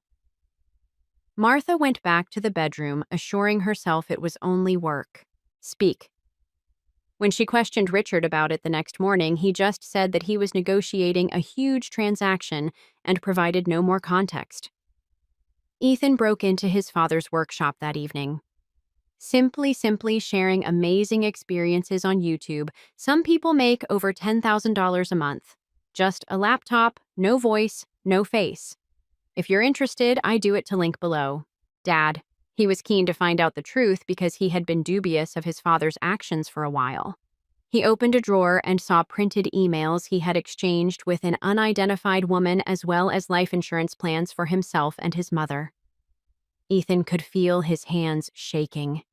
According to the contents, his father was preparing a horrible scheme. "What are you doing, Ethan?" Richard was standing at the door when he turned around. Ethan had never seen such coldness in his eyes. "Please do your best to get ready, Ms. Johnson. The situation of your youngster is really critical. Outside St. Mary's Hospital's intensive care unit." As he carefully broke the news to Martha, Dr. Green met her eyes directly. With shaking hands, Martha covered her face and fell into a chair. Her kid was struggling for his life just hours after Mother had been preoccupied with year-end accounting work. The doctor went on, "We don't yet know all the details of the accident." Ethan was already unconscious when the ski resort personnel discovered him. He seemed to have slipped on ski gear with broken brakes and collided with a tree. Richard was unusually composed as he stood next to Martha. Is he going to awaken? There was no emotion in his voice. At this stage, I am unable to state that the brain is swollen and the head damage is severe. I think there is little possibility that he will wake up, to be honest. Martha started weeping. Richard checked his watch in the interim, murmured, "I need to call the insurance company," and left the room to go into the corridor. The hospital became the center of Martha's life after that day. She took time off work and stayed at Ethan's bedside most of the time. Time was only indicated by the white hospital walls and the steady noises of the life support apparatus. Martha showed up in the hospital room on the third morning. She found Nurse Ellen waiting for her. "I want to talk to you about something, Mrs. Johnson." Martha was led out the door by her. "Ethan's accident raises some alarming questions." Martha took a deep breath. "What are you saying?" Ellen checked their surroundings and then proceeded in a quieter voice, according to the accident investigation team. "It is possible that Ethan intentionally broke the brake mechanism on his skis. According to them, the pattern deviates from typical wear or malfunction." Martha could not speak. "It wasn't an accident, are you sure?" Ellen was careful with her word choice. "The inquiry is still going on, but I can't tell anything for sure. Additionally, your spouse requested to go over Ethan's ski gear yesterday when he visited. However, it was already police evidence." When Martha heard such remarks, she began to feel anxious. Martha came home that night weary. When she walked in, Richard was in the living room watching TV and didn't look up. "Ellen said you were interested in seeing Ethan's ski gear?" Martha inquired. Richard froze for a second, then immediately composed himself. "I simply wanted to see how things were going. I was worried about the safety of the equipment Ethan was utilizing." Although the explanation made sense, Martha started to have her reservations. She thought back to her husband's actions, his strange composure after learning of the catastrophe, his recent covert phone conversations and trips, as well as his brief hospital visits. A few days later, while Richard was away, Martha made the decision to look into his study. She started going through paperwork and opening drawers. She discovered 2 valuable life insurance policies, one for Ethan and one for herself. 6 months prior, both had been greatly increased in quantity. "What are you doing turning around?" She noticed Richard standing at the room's entrance. Martha's anxiety was obvious. "Oh, you've returned. All I wanted to find were some cash." In my study, Richard's eyes were filled with distrust. "Indeed, bills that are joint." Martha pretended to be composed. "Why did you raise the life insurance premiums?" By the way, Richard's face became stern. "In these recessionary times, it's only a precaution. I wanted to make sure the family was safe." It was a logical explanation. But deep within Martha's heart, warnings were blaring.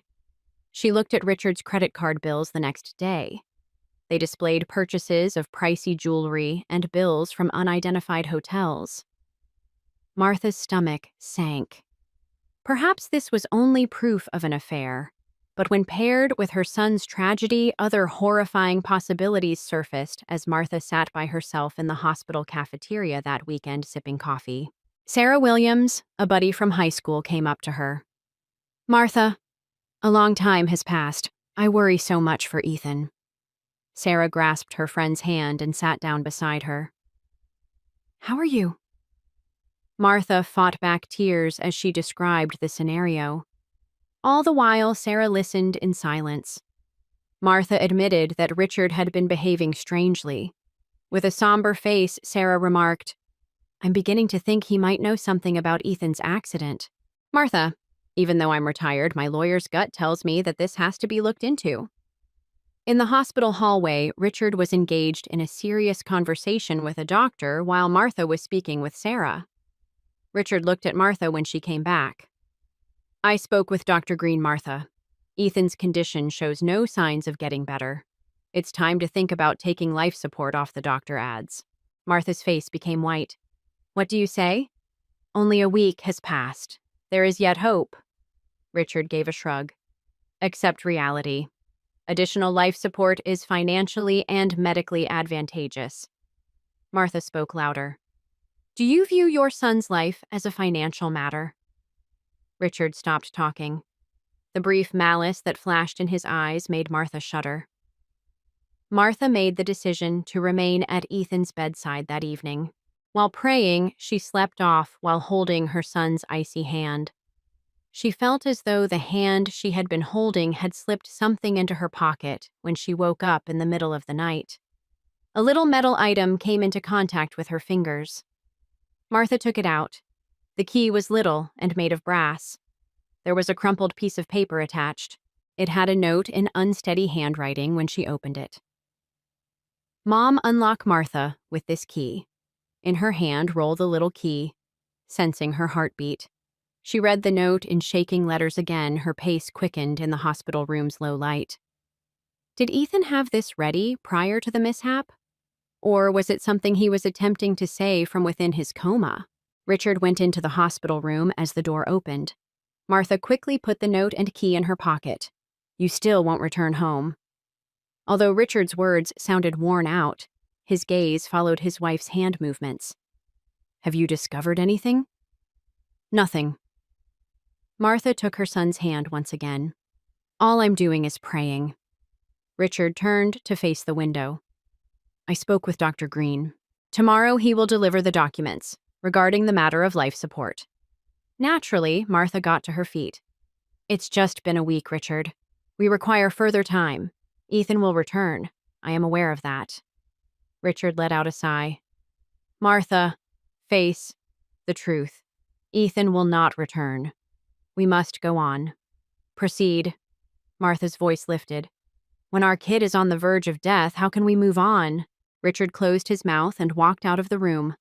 Martha took Ethan's hand once again and spoke in a voice that was shaking. Can you hear me, Ethan?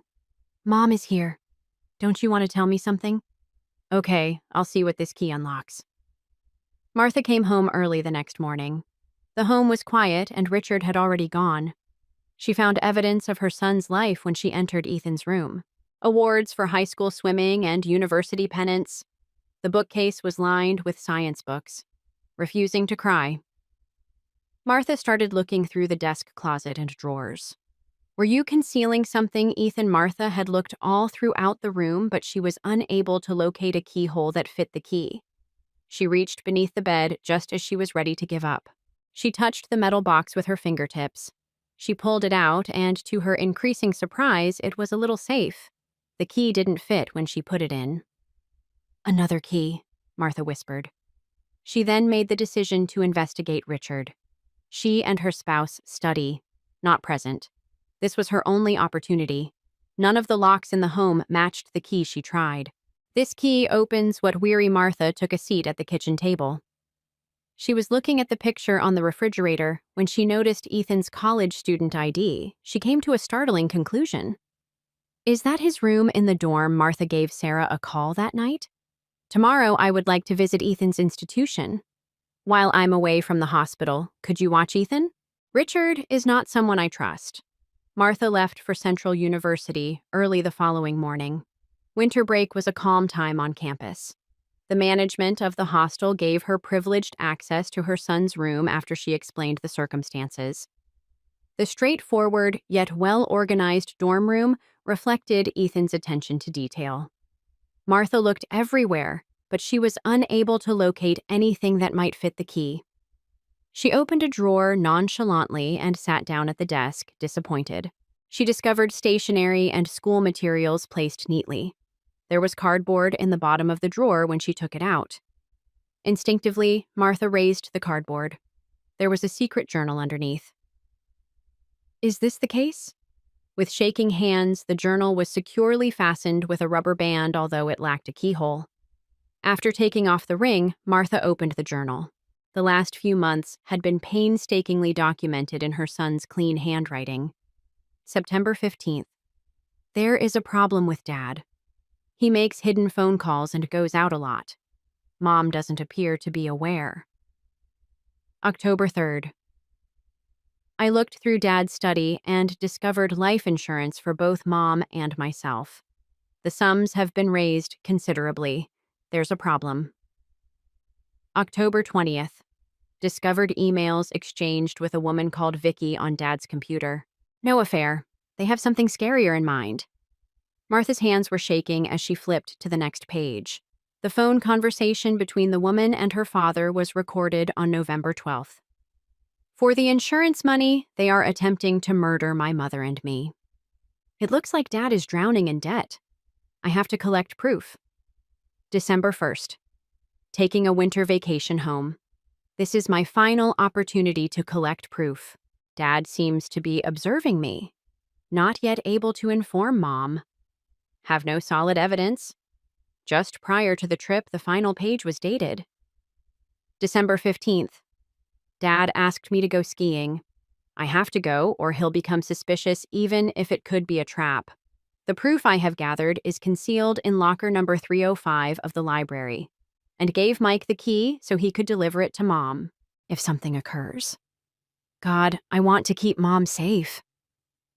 Martha's cheeks were wet with tears. Her son had been aware of everything, and he had risked his life to keep her safe.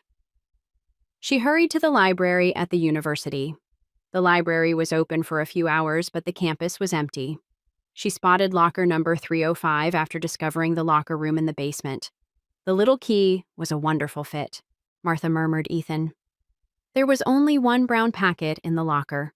She opened it and discovered many documents and a USB disk. Printouts of emails sent between Richard and Victoria Cromer were the documentation. They laid out a terrifying scheme. The ideal occasion is our Ethan ski vacation. No one will suspect if it appears to be an accident.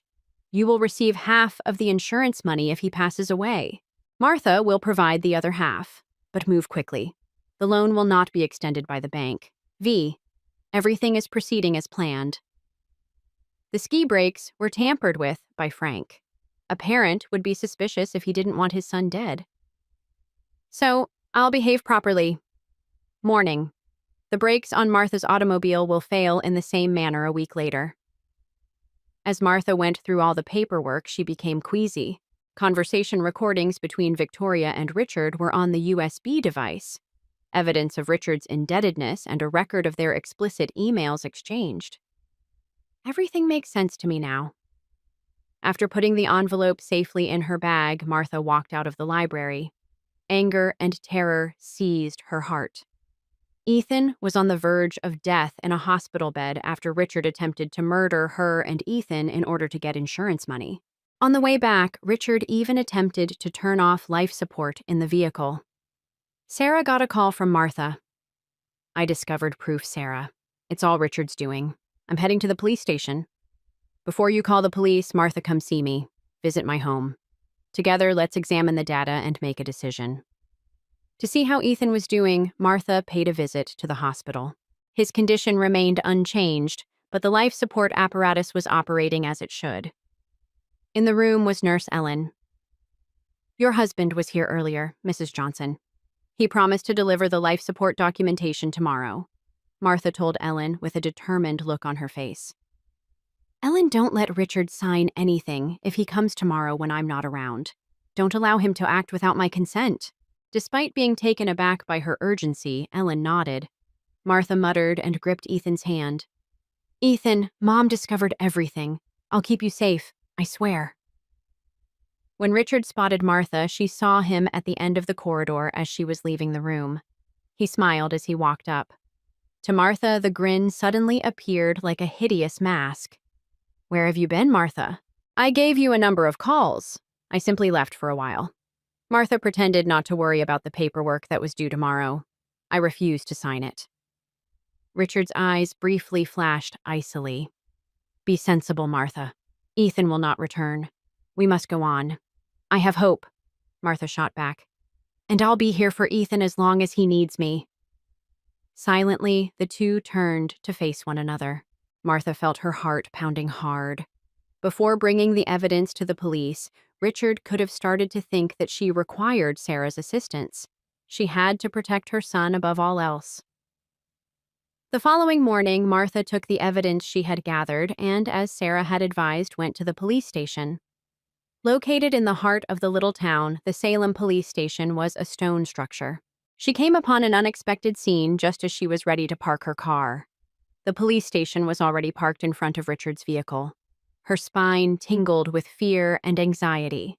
She went into the police station and saw Richard and Police Chief Jim Powell having a friendly conversation. Since high school, the two had been buddies and spent every weekend playing golf together. Richard smiled strangely softly as he saw his wife. "What are you doing here, Martha?" Martha responded, trying not to show how upset she was. "Why are you here?" Between them stood Chief Powell. "Richard just gave me an update on Ethan's mishap. I'm glad to hear that the physicians are trying their best, even if it's so sad. I must speak with you, Jim." With shaking hands, Martha unzipped her purse and removed the envelope that held the proof. "You should see this. Richard has. Recently, Martha has become psychologically unstable." Richard cut him off. His eyes were icy, yet his voice sounded worried. "Her son's injury has left her perplexed. According to the physicians, she needs expert care." "That is untrue." Martha spoke louder. "I am quite sane. Take a look at this proof." Richard orchestrated Ethan's mishap. He was with his mistress. Mistress Chief Powell's eyebrows went up. His pal regrettably shook his head as his gaze shifted to Richard. "Listen to what she has to say." Richard let out a sigh. "She has illusions that engulf her. Dr. Green was worried about her health." 2. Chief Powell took Martha's mail, but without opening it, he put it on his desk. "I know you're puzzled, Martha, but unfounded allegations will only exacerbate the situation. Without a foundation?" Martha shuddered in rage. "Examine the inside. Emails and recordings are present. Let's go home, Martha." Richard took hold of her arm. Martha was terrified by how tightly he held her. "You must get some rest. Bring her home." Chief Powell advised seeking medical attention if required. Martha cast a hopeless glance at the envelope. It was obvious that Richard had the support of the police chief. After shaking off her arm, she drove away from the police station. Her hands were shaking when she dialed Sarah. "The cops won't assist, Sarah." Richard arrived before me. "Relax." "Martha." Sarah spoke steadily. "Let's consider an alternative strategy. One of my friends works as an investigator for the state police. If we had more solid proof, he wouldn't be swayed by local ties. I know Martha found a solution. I'll take another look at Ethan's room. Perhaps I overlooked something." When she got home, Martha started going through Ethan's room again. She glanced behind the bookshelves at the air conditioning vents and at the flooring. She was on the verge of giving up when she saw an odd bulge in the closet's back. A piece of wallpaper was lifted a little. As she removed the wallpaper, there was a laptop inside. Turning it on made Martha's heart beat. A screen with the password appears. What may it be? The password of Ethan. She experimented with every possible combination. The birthday of her son, her birth date, family anniversaries. None were effective. She was in a panic. There must have been a clue from Ethan. Martha took another look at the diary. Going to the last page, a casual letter caught her attention. Swim team at Salem High. 1 minute and 58.03 seconds was the time for the 2022 state championship. She attempted to input 158.103. False. She glanced back to the journal and noticed tiny text beneath the numbers that said to read the solution backwards. The laptop's screen opened when she typed in 30.851, revealing a folder named Truth. There were thorough journal entries that Ethan had kept over a number of months, copies of Richard's financial documents, and recordings of his chats with Victoria. Ethan's path from initially observing his father's questionable actions to discovering the truth was detailed in the diary. Dad was heading out late on September 2nd. He was holding something from his car's trunk when he returned. I discovered dirt on his jeans the next morning. September 10th. Discovered texts from a lady called Victoria Cromer on Dad's phone. I initially believed it to be an affair, but the message's substance pointed to something more. September 20th. installed a little recorder on Dad's PC, and captured him discussing insurance money accidents and the ideal plan over the phone. Mom is in danger. Martha read on. Ethan had looked into his father's finances and found that he owed more than $5 million. He had also revealed the whole scope of the scheme that Richard and Victoria had hatched. November 25th. Without concrete proof, I'm not sure if I should inform my mother. Mom will not question Dad. Most of all, I don't want to interfere with Mom and Dad's relationship. I require further proof. December 10th. Dad asked me to go skiing. If I say no, he might alter the plan, but it could be a trap. I must leave. The evidence is in a secure location. In case something goes wrong, I've also informed my best buddy, Mike. Eyes clouded by tears. Read the last entry, Martha. December 15th. I'm going tomorrow. I'm afraid, but I must go to keep Mom safe. Something has occurred to me if you are reading this journal. I adore you, Mom. I think my dad is to blame. There is proof. Don't hold yourself responsible. I made this decision. Martha put her hands over her face and cried in private. Her son had risked his life to keep her safe. The front door opened and she heard it. Richard was back. Martha hastily concealed all the evidence, including the laptop. She told Sarah everything over the phone. Sarah added, I'll accompany the state police investigator to the hospital in the morning. Don't go until then. Ethan let out a sigh. Keep your knowledge to yourself, Richard.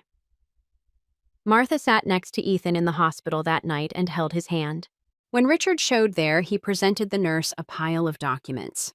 These are records pertaining to life support termination. Richard quietly explained. The last thing my wife and I want is for our kid to suffer any longer. Nothing has been signed by me. Martha yelled, Maintain Ethan's medical care. Martha, relax. Richard sounded dangerously calm. At those remarks, you and the boy have been in the way long enough. The eyes of Nurse Ellen became wide. She walked out of the room right away. I am fully aware, Martha muttered. Ethan took a note of it. Every plan you have with Victoria. The debts. Richard's expression grew stern. What are you aware of? Everything. Martha's eyes were full with resolve that you had tampered with Ethan's ski gear, but her voice faltered. That your next aim was me. Richard had a threatening glitter in his eyes. He took a step forward. Where is the proof? Sarah and State Investigator Evans walked in as the door opened. Behind them was Ellen. You're under arrest for attempted murder according to Richard Johnson Evans. Two cops caught Richard as he lunged toward the window. His eyes were filled with malice as he gazed at Martha. Everything is constantly ruined by you. He spit. Your spending is the cause of this debt. Was it my fault? Martha had a disbelieving expression. I always thought you were the spendthrift. Stop talking, Richard yelled. It was the ideal strategy. Gone with you and the child. With Victoria, a new life would have started. That's sufficient. He was silenced by Evans. Your entire conversation has been captured on tape. Martha went back to Ethan's bedside after the cops had taken Richard away. Whispering, she grasped his hand. Ethan, don't worry. Now you're safe. Your dad was taken into custody. I appreciate the proof you gathered. So please get up. Mom is waiting. Martha was in Ethan's hospital room reading a book 2 weeks after Richard was arrested. As usual, her son's pallid face was lit by soft light coming in through the window. Ethan's fingers flexed in her grasp abruptly. Ethan. Dropping her book, Martha looked into her son's face. Ethan's eyes shook and opened slowly. Though bewilderment and exhaustion obscured his gaze, he was unquestionably aware. Mom. He spoke in a clear but raspy voice.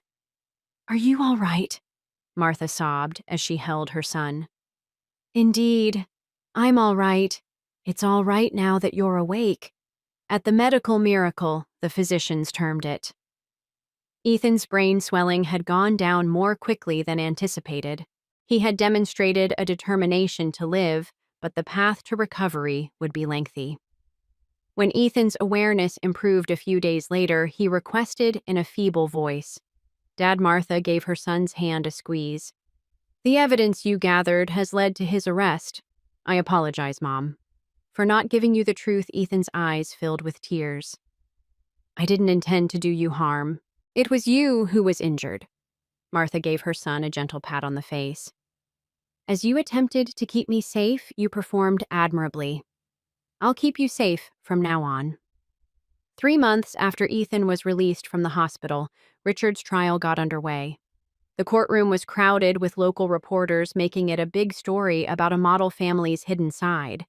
The evidence was overwhelming. As part of a plea agreement, Victoria, Cromer, Ethan, and Richard's accomplice gathered financial documents, emails, and recordings that attested to everything. The judge looked at Richard sharply on the day of sentence. You violated the sacrosanct familial ties. A parent who attempted to hurt his son cannot be forgiven. Richard received a 25-year jail term. A year later, in their new house, Martha and Ethan were enjoying a peaceful meal. After a lengthy recuperation, Ethan went back to school. Although he still had scars from the injury on his left arm, his mental toughness was increasing daily. Martha smiled and remarked, "We had 3 new participants in the single mother support program today." She had started a group to help women in similar circumstances after Richard's event. When I told them your experience, they appeared encouraged despite their initial fear. Ethan grinned. If someone can benefit from my tale, I'm happy. Outside the window, the chirping of June insects drowned out their talk. A fresh photo of Martha and Ethan with their contented smiles was on the table. In jail, Richard was having lonely days. Since he attempted to kill his own child, his fellow prisoners hated him, and no one paid him a visit. Victoria went to a different place after serving her 7-year term and being freed, but it was difficult to start again since her history followed her. Ethan ate apple pie for dessert and exclaimed, "Mom!" Putting the key in your pocket that day was, in my opinion, the appropriate decision. Martha grasped the hand of her son. We were brave enough to discover the truth. Indeed, Ethan gave a nod. A true family, in my opinion, is about looking out for one another. A new night was dawning outside the window, and the twilight sky was starting to become a deep purple. In the background, Martha and Ethan's hearts started to glow with hope for the future. Story 4. My position in the family hierarchy has always been clear to me, somewhere between my mother's assortment of ornamental plates and the houseplants. My sister Daphne, who was now ruling at our weekly family breakfast, was solidly in the running for the Golden Child title. She waved her left hand to capture her ridiculously huge diamond in the morning light. My mother phoned 6 times before I consented to attend, and I'm Summer, the sister, who wasn't supposed to be there that morning, but Daphne persisted.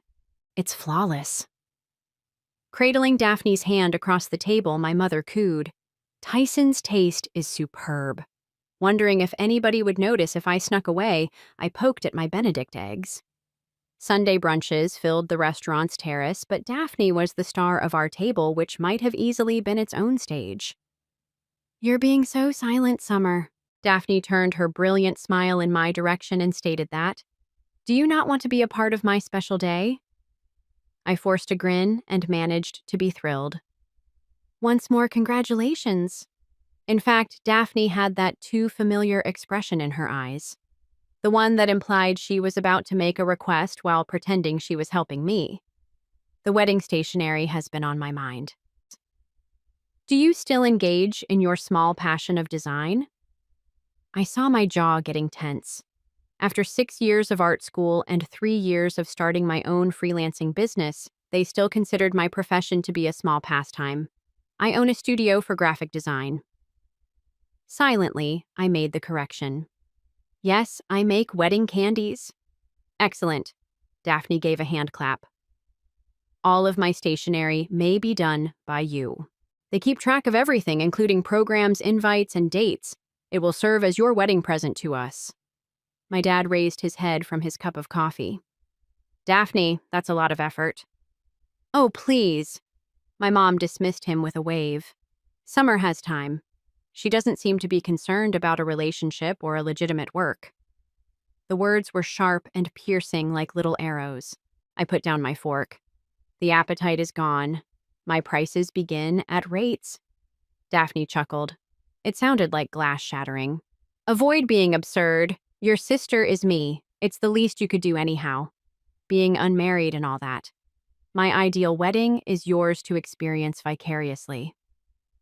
I glanced around my father's table. Daphne's victorious smile, my mother's waiting gaze, and the now attractive coffee cup. My memory went back to years of such instances. Daphne's rise eclipsed my acceptance letter to art school, my first significant customer. Neglected because to Daphne's new boyfriend. Every accomplishment is downplayed. All achievements are disregarded. Naturally, I heard myself remark in a firm voice. I'd be thrilled to see. My mom smiled. Summer is a skilled support system. Daphne started her letterpress business producing personalized monograms with gold foil. Something dark and resolute unfolded in my chest as I nodded at the proper times. Next month, the save the dates must be sent out. I'll email you my Pinterest board, Daphne said. Everything must be flawless. In this metropolis, the Olivers are essentially royalty. I will not disappoint you. I said I would. I meant every word, for once. The remainder of breakfast was a haze of mimosas and wedding chatter. We got up to go. Daphne drew me into an olfactory embrace. I'm grateful, little sister. I was certain that you would do this one task correctly. As they left, I saw my parents standing proudly on either side of Daphne, her ring gleaming in the sunlight, and her high-end shoes clicking on the sidewalk. For the final time. After that, I took a car back to my little bright studio apartment where my drafting table was waiting by the window. I opened my laptop and took out my sketchpad. A message from Colin, my best buddy, appeared as a notice. How did the torture session with the family go? As usual, I returned the type. Daphne has gotten engaged. You know who is creating her wedding attire. Tell me about your triple charge. Better, I said, opening a blank document with a smile on my face. I'm working for nothing. Are you doing this for free? What have you done with Summer, and who are you? I didn't answer right away. Rather, I began to draw every stroke with accuracy and intention. They would receive publicity if they so desired. I would give them ideal if that's what they desired. Furthermore, they were unaware of my true feelings if they asked me to give this endeavor my best. Believe me. At last, I replied to Colin in writing. This one will be well worth the investment. I'm not making any charges. That morning, my phone buzzed for the 20th time. Daphne's texts came in quick succession. More delicacy is required in the scroll work.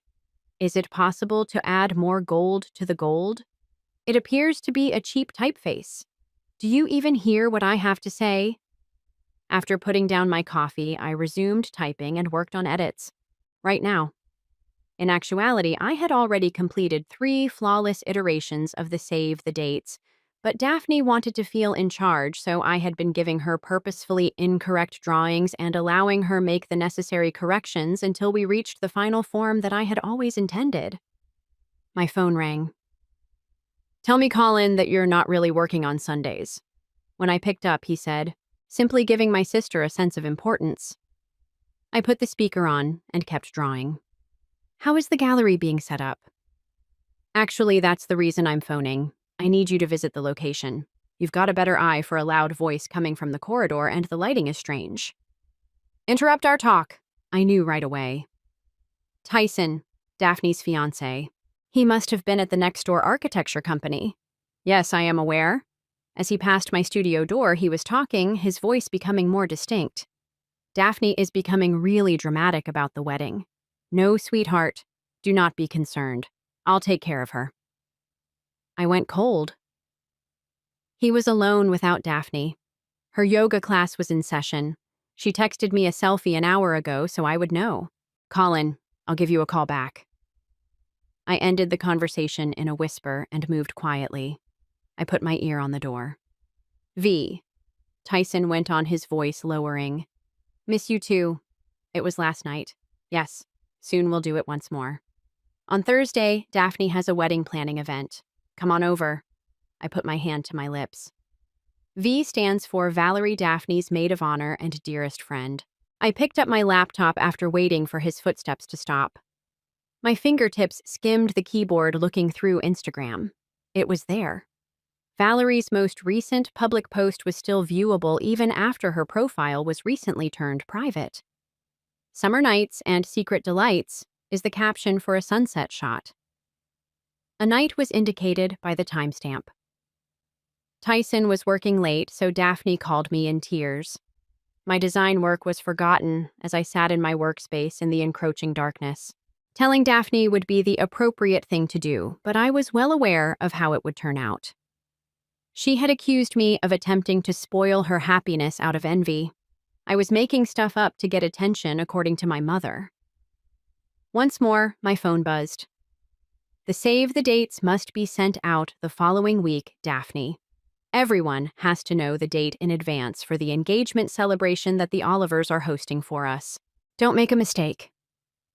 I gazed at my doodles after reading her letter. A QR code that is small enough to appear attractive yet clear enough to scan might be easily concealed by the tasteful borders I created, as well as after scanning. At my door was Summer Collin. Are you all right? You didn't return my call. I opened the door for him, displaying Tyson's call to him, the post from Valerie, everything. He scrolled through my phone and said, "Holy shit. Will you let her know?" "No. I launched my design program. I'll display the summer to everyone." There was a caution in his voice. "Consider what you are doing. It has been on my mind for 29 years. I've given it some thought, regarding her foolish little pastime and becoming the family's disappointment." I swiveled my screen in his direction. "Do you want to assist me in creating a private picture album?" He remarked. This is crazy. But he had already pulled up a chair. Once you do this, there's no turning back. In order to make the QR code fit in with the design, I started working on it, returning to what becoming the doormat for everyone. You're right. He briefly saw me at work, but perhaps we need to put it to rest. No. I continued to stabilize my hand design. Next week, the save the dates will be sent out. Remember, everything must be flawless. Colin stayed up late to assist me with setting up the private album and testing the QR code. The studio was dark, but for the illumination from my screens when he eventually departed. I saw a final message from Daphne on my phone. I recently seen your most recent design. Much better. Take a look at what occurs when you pay attention to me. Perhaps there is yet hope for you. I grinned at the complex pattern on my screen, which would eventually reveal all of the lies.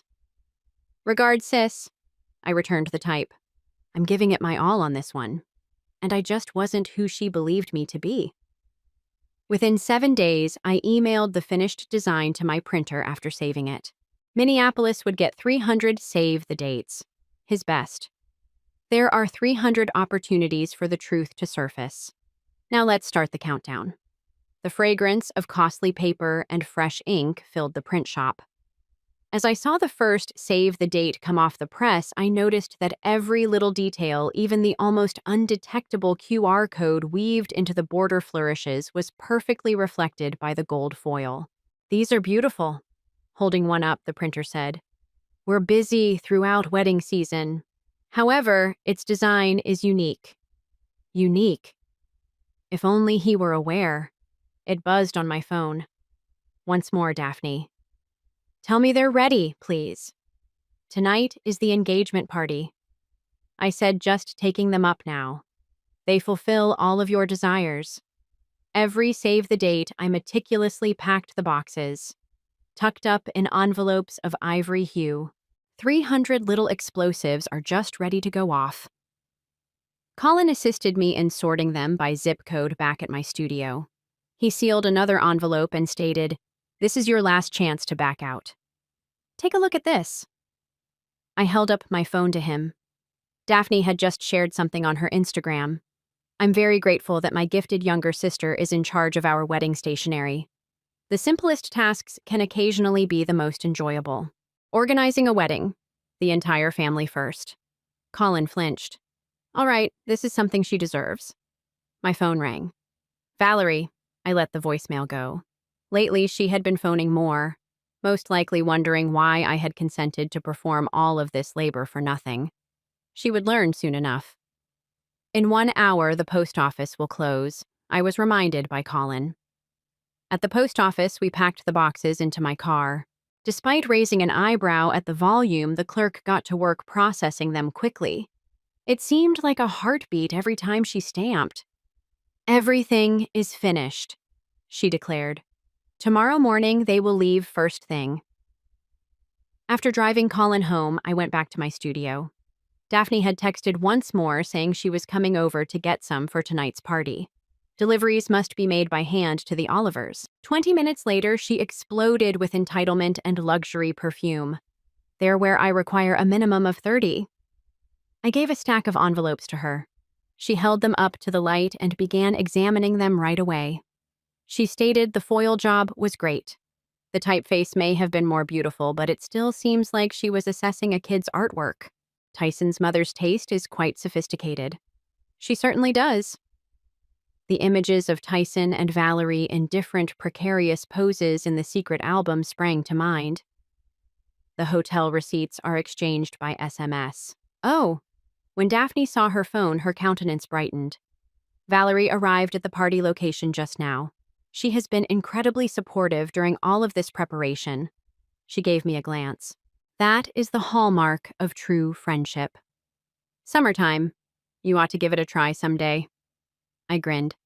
Lately, I've been learning a lot about friendship. She didn't hear my tone at all. Try not to be such a recluse, then. Seeing you alone yourself all the time is depressing. She made her way to the door. She held precious packets to her chest. I appreciate this. If you can try to attend the celebration, present yourself well. I opened my laptop and took one final look at the album after she departed. In less than 24 hours, everything was prepared. All of those meticulously planned lives would be destroyed when Colin texted me. Are you all right? Never better, I said. Around midnight, I finished Daphne's Save the Dates and worked late into the night to finish up client assignments I had neglected. Pictures from the engagement party began to flood my social media accounts. Tyson and Daphne. Picture perfect. Valerie was standing close by, sipping champagne while sporting a dress that was more expensive than my rent each month. I was drawn to one picture. In front of a gathering of society women, Tyson's mother displays the save the date, highlighting its beautiful details. She may even be able to see the QR code tonight if she peered closely enough. However, she refused. They wouldn't. Not until tomorrow, when a few bored visitors made the decision to look more closely at the complex design. My phone gave me one last buzz. Daphne. They were adored by everybody. Check out what occurs when you put in the effort. Perhaps you will get some actual job as a result of this. I opened my mouth to respond, but stopped. Rather, I made an event for tomorrow by opening my calendar. The city lights outside my window glowed as if they knew the secret. Out there somewhere, there were 300 ticking clocks ready to go off at once, and 300 envelopes waiting for dawn in mailboxes. After turning off my computer, I prepared to go to bed. I wanted to get enough sleep for the concert because tomorrow would be a full day. After all, presentation is crucial, as Daphne used to say. At 2:17 p.m., the first call was placed. I disregarded Daphne's name flashing on my phone screen and carried on designing a logo for a customer. Then there were more calls. Colin texted me and my phone buzzed. It's just getting started. I had hardly finished answering when the door to my studio sprang open. Daphne remained still. She was holding her phone like a weapon as mascara was running down her cheeks. What did you do? She let out a scream. What did you do? I spoke in a calm tone. You must be more detailed. Her phone was placed into my face. The QR code. I'm getting calls from everyone, sending me a text. There are images. Summertime. Oh. I returned my attention to my PC. That's intriguing. You dare not pretend to be innocent. She almost caught my fingertips as she slammed my laptop shut. Images of Tyson, private correspondence. How did you obtain these? I answered softly. I'm good at what I do. Remember my foolish little pastime? Her face turned white instead of crimson. You have this planned, like you stated. All I had to do was put in the effort. My face was stung by the quick smack. I didn't recoil. You're telling lies, she gave a hiss. Those pictures were altered by you. You're envious and are attempting to destroy my life. The buzzing on my phone persisted. Father, mother, unknown figures. Consult Valerie, I recommended. Most of the pictures include her. Daphne's hand began to tremble. Your communications would never be checked by Valerie. I said, she must be attempting to get in touch with you by now. Valerie called, and Daphne's phone lighted up as if on cue. When she answered, she looked at it, then at me, and finally back at her phone. She spoke in a little voice. Val. Through the speaker, I could hear Valerie's terrified voice. I can explain Daphne. It had no significance. I said, Tyson said, you were too busy all the time. Daphne hung up the phone. She slumped into my client chair, her impeccable posture giving way. 300. Remember the dates, I said, getting to my feet. 300 QR codes. To date, how many have been scanned? Why tears were tearing through her makeup as she glanced up. Why would you harm me in this way? To you, I chuckled. You are not the focus of this. The truth is at issue here, regarding the repercussions. As you, Valerie, and Tyson play your little games, I've been treated like nothing for years. Once more, my phone buzzed. Colin texted. The news was recently picked up by a local gossip site. Consider checking out Twitter. The number of alerts on Daphne's phone was overwhelming. She looked over them. Her hands trembled more. Mom is phoning. It's the Olivers. God, please. It's popular. You wanted my efforts to be seen, I reminded her. You seem to have it. She abruptly grabbed her handbag and sprang to her feet. I will refute all of it. You're a lonely, resentful loser, so I'll claim you're insane for making it all up. Proceed. Once more, I opened my laptop. All of the metadata is included. Timestamps, places, receipts from hotels. I do my work with great attention to detail. I hear a fresh voice from the doorway when I truly put myself through it. What on earth is happening? Tyson remained still. His flawless hair was unkempt. He blushed. He glanced at his phone, then at Daphne, then at me. The images. How did you ask Valerie, Daphne? And I said it all at once. He retreated, having already called my father's attorneys. Will, would I cut you off? I'm being sued for revealing the truth. Proceed. I kept everything. Daphne reached out to him, but he turned and ran away. His pricey sneakers pounded down the corridor, and we could hear it. My sister's world was falling apart in real time as she stood in the center of my studio. I briefly spotted the young girl who held my hand on the first day of school and used to share her ice cream with me. She then wiped her tears, straightened her back, and gestured toward me.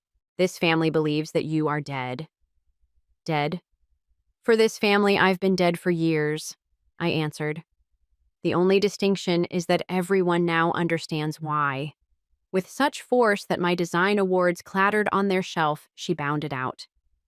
I returned to my computer, opened Twitter, and watched in real time as my sister's idyllic existence fell apart. Locally, wedding scandals were popular. The save the date design had already been turned into a meme. A text message from an unidentified number appeared on my phone. This is your cousin Ainsley. The photographer for the wedding is supposed to be me. I simply wanted to say, oh no, girl, show respect. I kept her number handy. I then accessed my email. They had received 3 new customer queries, all of which had mentioned the creative QR code design work they had seen online. Exposure is crucial at times. The year's biggest wedding controversy. Using a QR code, the designer sister reveals the infidelity of the husband. My laptop's screen shouted the headline. With a high-resolution snapshot of my save-the-date design and blurry copies of the stolen photographs the local gossip blog had made it their top story. The doorbell in my studio rang. Colin waved his phone as he hurried in. Did you notice this? You became viral. I've observed. I pointed to my inbox, which was overflowing with messages. The community that plans weddings is especially curious. Summertime. From the door came a soft voice. My father appeared older than I had ever seen him as he stood there. We must speak. Colin gave me a shoulder squeeze. After sneaking away, he added, I'll get us some coffee. In the client chair, my father sat ponderously. It's your mom. Does anyone else think she's handling this well? He massaged his face. You could have handled it more tactfully, couldn't you? As if anybody would have believed me have a private conversation with your sister. I swiveled my screen in his direction. Dad, have a look at the remarks. His pals were all well known. Daphne's circle of friends. They were all aware. Since it was more comfortable to remain silent, they did so, but this exposes it. He made a helpless gesture. The shame, the reality. I made the correction. The messenger was created by myself. Valerie texted me, and my phone buzzed. You're the reason I've lost everything. I hope all is well with you. I introduced my father to it. It's funny that the ones acting betrayed are the ones who truly done something wrong. He straightened his jacket and got to his feet. You are no longer welcome at Sunday brunch, and your mother wants you to know that. I wasn't. Colin came back with a paper bag and coffee after he departed. Brought food. You may require it. Downstairs is a reporter from the City magazine. What they want to write something about creative design in the digital era. They probably just want the specifics of the issue, but publicity is publicity, so whatever. My phone rang once more. It was my cousin Ainsley, the photographer, this time. Hey, I realize this is a strange moment, but my customer thinks your use of the QR code is fantastic. Would you be interested in working together? So you don't mind working with the family? Pariah, she chuckled. Please. One half of the family has been waiting for someone to mess with Daphne. We simply didn't anticipate it being so creative. We hung up and I went to Instagram. Given the recent events, which were clearly planned by people who suffer from deep-seated envy and mental instability, Daphne had released a lengthy statement. The remarks were harsh. Sister, go take the L-team designer. Does anyone have the QR code requesting a buddy? A fresh email from my mom appeared. I hope you realize the damage you have caused to this family. Your sister is inconsolable. Yesterday, Tyson's mom had to leave their country club early. Was this what you were hoping for? To ruin everyone's life with your small-minded retaliation, I started to respond, but ended up deleting the manuscript. I launched my design program and started a fresh project. My first commission as a result of the controversy. Looking over my shoulder, Colin looked. Are you all right? Better than mediocre. I gave him the specifics of the commission. They want a campaign that uses design to uncover hidden facts. It's the ideal irony. Let's talk about perfection. He gave my window a nod. Outside, Tyson's Tesla was approaching. Straightening his tie as if he were going to a business meeting, he exited. Do you want me to stay? Colin inquired. No, I've got this. Without knocking, Tyson went inside. We must talk about terminology. In fact, we don't. My dad is ready to make an offer. I interjected, no amount of money will make those photos disappear. Now they're out there. Like you were out there with Valerie. Daphne spent all those evenings organizing your wedding. His hand smashed into my desk. Everything is damaged by you. No, that's what you did. I only made things appear lovely. He went as fast as he'd come, almost running into a delivery man with a huge bouquet. From one truth teller to another, the card was read. Let's discuss Design Weekly, a feature article editor. Another text message from Ainsley appeared on my phone. Hello, an arbitrary query. Would it be possible for you to create the invites for my brother's wedding? Scandals are his fiancé's favorite. Additionally, it seems that you are currently the trendy option for social weddings. I genuinely laughed. My computer beeped with another email notice for the first time in days. From a large design studio this time. Perhaps Daphne was correct. The simplest tasks can occasionally be the most fulfilling, especially when done well. Due to personal reasons, the formal cancellation was announced on Daphne's Instagram precisely 1 week after the QR code controversy. Tyson and I have made the decision to put off our wedding for as long as possible. Please be mindful of our privacy at this trying time. Within minutes, the comment section blew up. Private situations. LOL. You were helped by your sister. Team Summer forever. After shutting off the app, I looked at Colin, who was assisting me with studio packing. Are you certain about this shift? I was given twice as much space for the same fee in the downtown design hub. As I wrapped my metals carefully, I said, in addition, they want me to lead a course on creative print design using digital integration. In other words, how may scandalous QR codes be concealed in wedding invitations? The unofficial title is that. My phone rang. Mom. She immediately phoned back after I left it on voicemail. What I replied, I'm taking you away from me. There was no preface to her announcement. And selling the art supplies you used as a kid.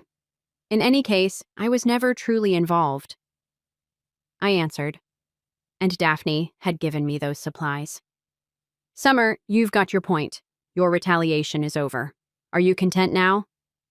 Seldom does your sister leave her home. I covered another box with tape.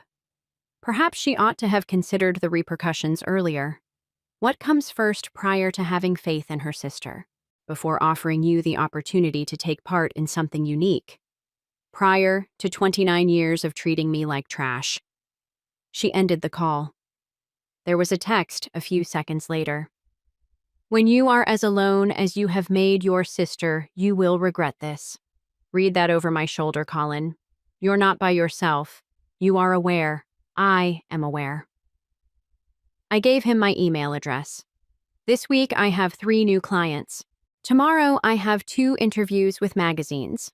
Also, it seems that I'm popular in the design world. Twitter. The entrance to the studio opened. Ainsley entered with a magazine and coffee. This is something you will want to see. On my desk, she laid down the magazine. My Save the Date piece was the subject of a full-page examination in the most recent issue of Modern Design Monthly. Art of Exposure. How one designer transformed wedding stationery into social commentary, was the headline. They're referring to you as a visual revolutionary. Ainsley smiled. The ideal fusion of action and artistic expression. Colin said Daphne is going to hate that. According to Ainsley, Daphne is relocating to Chicago. She apparently acquired a position at the Oliver's satellite office after they pulled some strings. She wrote this morning about fresh starts. Another email buzzed across my phone. The Design Hub asked me if I would think about organizing a gallery display that isn't readily apparent. Visual truth's power. Yes, Colin insisted. The wedding suite may be shown with the rest of your work. Take it beyond a simple controversy. Just as I was going to respond, Daphne sent me one last text. Your point has been made. I hope you're content right now. I hope ruining your family was worth it for your valuable job. After giving the message a lengthy look, I wrote it back. It had nothing to do with my career. The truth was at issue. Something you never appreciated. She didn't reply, but she read it right away. Assist me with carrying these boxes. I asked Ainsley and Colin. The lighting in the new studio is better. When we were loading my vehicle, I saw that I was reflected in the glass. Somehow I looked different, perhaps stronger, or simply more of me.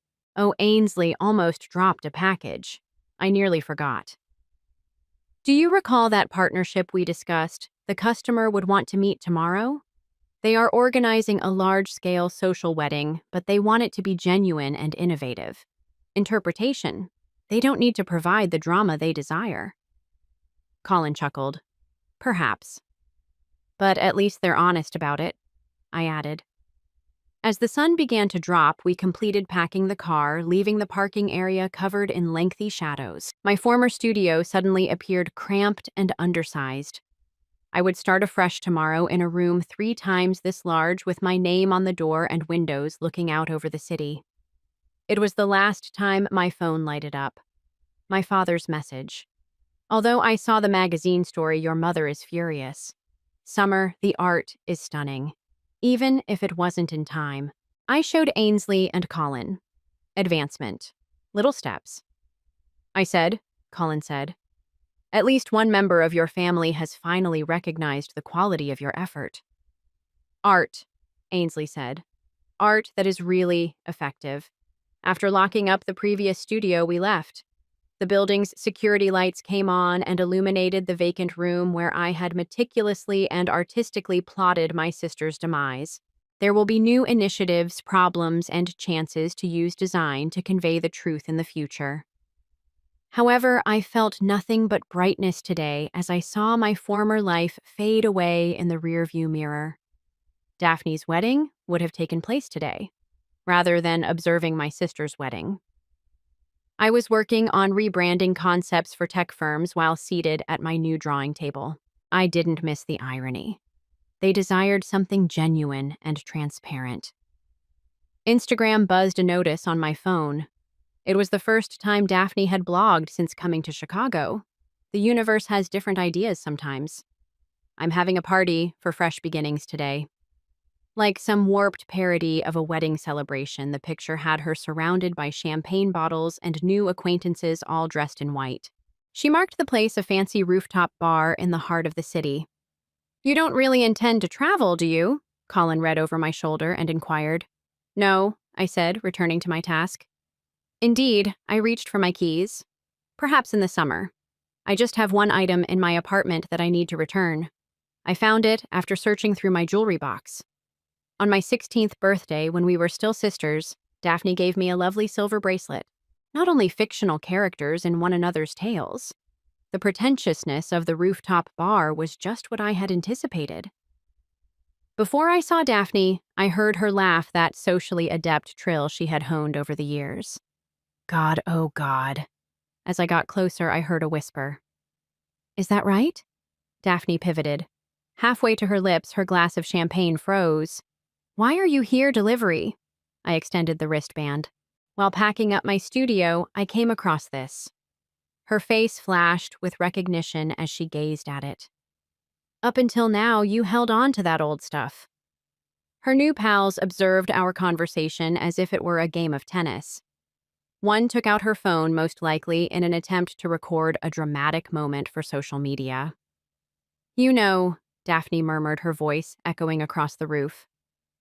In Chicago, I've been thinking a lot about forgiveness and family. Have you on her table?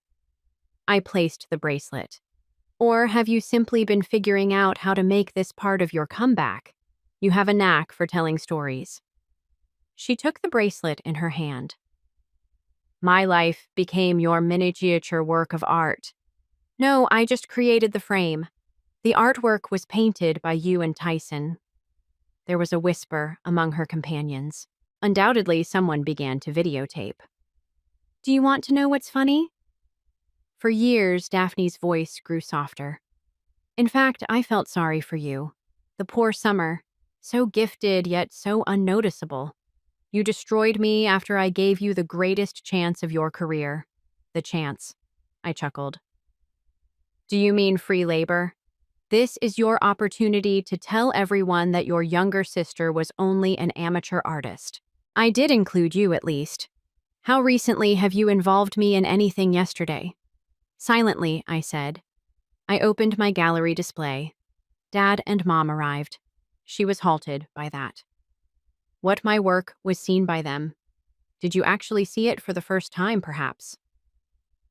When Dad understood how long I had been yelling through my creations in quiet, he started crying. Mom? Mom asked if I could show her how to integrate technology. Daphne's flawless disguise slipped just a little. I was never informed. Why would they? All of our numbers were blocked by you. Between her fingers, she twisted the bracelet. I had to make a new beginning. You caused my entire existence to collapse in a single day. No, I corrected her. Your phony existence collapsed. The authentic one. I'm still waiting. Every time you're prepared to live it. Her words halted me as I turned to go. Did any of it happen? The bracelet was when we were children. I turned to face her again. I kept it so long for that reason. That's why I'm sending it back right now. Long before I ever gathered up the pieces you broke. Her pals had stopped talking. Phones continue to record. This will most likely be widely shared on social media tomorrow. The rebirth party is interrupted by the designer sister. I didn't care about the publicity, though, for once. Summertime. As I arrived at the exit, Daphne called. The layout. It was just lovely. Even the QR code. I answered, I know, and walked out. The summer evening was like a cozy blanket wrapped around me. It buzzed on my phone. An article link had been given by Ainsley. The industry transformation brought about by the wedding design debacle demonstrates how hidden codes are evolving. Contemporary, stationary. There was a message underneath. You altered not only your life, but the whole game as well. I left the sound of Daphne's party starting up again without me behind, and made my way back to my car. A memento of a romance that ended long before any QR code revealed the truth. The bracelet that had been weighing down my jewelry box for years now rested on her table. Once more my phone buzzed. An inquiry from a new client. Searching for something different. Something that conveys the entire narrative, not just the highlights. I grinned and got to work writing a response that at least I understood how to write. The enthusiasm of the opening night filled the gallery. I was surprised to see that my show Hidden in Plain Sight had attracted a sizable audience, both of my parents. They were in front of the focal point, a huge print of Daphne's wedding invitation, with a QR code that was shining in the gallery lights. My father remarked softly, "It's different seeing it like this. The details are important. I had never looked closely before." My mom lightly touched the frame. "You used your craft to tell us tales for all those years. Simply put, we were unable to read them." Before I could answer, Colin came running over. "You must see this summer." He gave his phone to me. Valerie had just sent her an email. "I'm getting married, dear Summer," prior to asking. "Not to Tyson, please. I came into someone who genuinely appreciates integrity. I understand that this is odd, but will you create our invitations? This time, no secret codes are required. It's all out there already, Valerie." "That's surprising," Colin remarked. I returned his phone to him. "So is the entire evening Examine Your Surroundings." The museum was crowded with society wives chatting behind their hands, photographers examining my methods, and design students drawing in notebooks. The waiting list for my new studio was 6 months long. The controversy had taken on a whole other form. A discussion on speaking when words fail and about truth in art. A voice that was recognizable to Summer. Ainsley was holding her camera as I turned around. Would it be okay if I added anything to the exhibit? A picture appeared on her screen. At her rebirth celebration, Daphne held the silver bracelet mask, which eventually broke. "The moment truth catches up," was the caption. "It's flawless." "Print it," I said. It buzzed on my phone.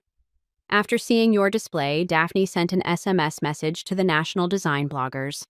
I suppose you were never only a hobby artist." I demonstrated improvement to Colin. "Little steps," he concurred. The director of the gallery came over with a flute of champagne. 4 pieces have already been sold. Additionally, someone is present. You ought to speak with a publisher who would want to adapt your tale into a coffee table book on cutting-edge design methods.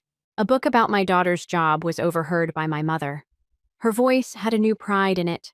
Delicate, actual. I excused myself and went out onto the balcony of the gallery. Below, the city glistened, brimming with tales to be told. Once more, my phone buzzed. Daphne texted me again. I'm beginning to see why you did it, but I'm not ready to forgive you yet. The bracelets on my work desk serve as a reminder of who we were and who we may become in the future. I returned several designs by typing. Spend time honing your skills. The audience had gathered inside around my most recent creation, a set of interconnected frames that traced the development of my work from early designs in which I used attractive flourishes to hide my suffering to the wedding suite that revealed all to my most recent endeavors. Audacious. Sincere. Not scared. It's similar to witnessing someone discover their voice. Someone told me that Colin came out to the balcony with me. The email from Valerie. Will you carry it out? Perhaps. I grinned. I have another project first, though. I showed him my new design series sketches. Through visual narrative, sister stories examine how families disintegrate and reassemble. The image of Daphne wearing the jewelry I described is the first component. The simplest truth is sometimes the most potent. What is that, too? That we are all only individuals attempting to gain attention. From within. Summer, my father called. The publisher is interested in discussing numbers. I glanced at the city lights one last time. Valerie's email, Daphne's text, and scores more messages from others who recognized themselves in my art were all on my phone. What had begun as retaliation had grown into much more. A discussion about being genuine in a world full with well-chosen falsehoods. Are you ready? Colin nearly asked. I texted Daphne one last time. Tomorrow the gallery will open late. Come discover our true selves. The show was bustling with activity. My mom was telling others about my methods. My dad grinned at everybody who would pay attention. In some way, the QR code that had destroyed one life had created another, where the truth was not just accepted, but honored. Through the gallery doors, I retreated into the illumination of my own creation. What happened next? The wedding of Valerie. The potential reconciliation of Daphne. Absolute honesty would be the cornerstone of my growing profession. That's what excellent design is all about, after all. Demonstrating to individuals what they must see regardless of their readiness.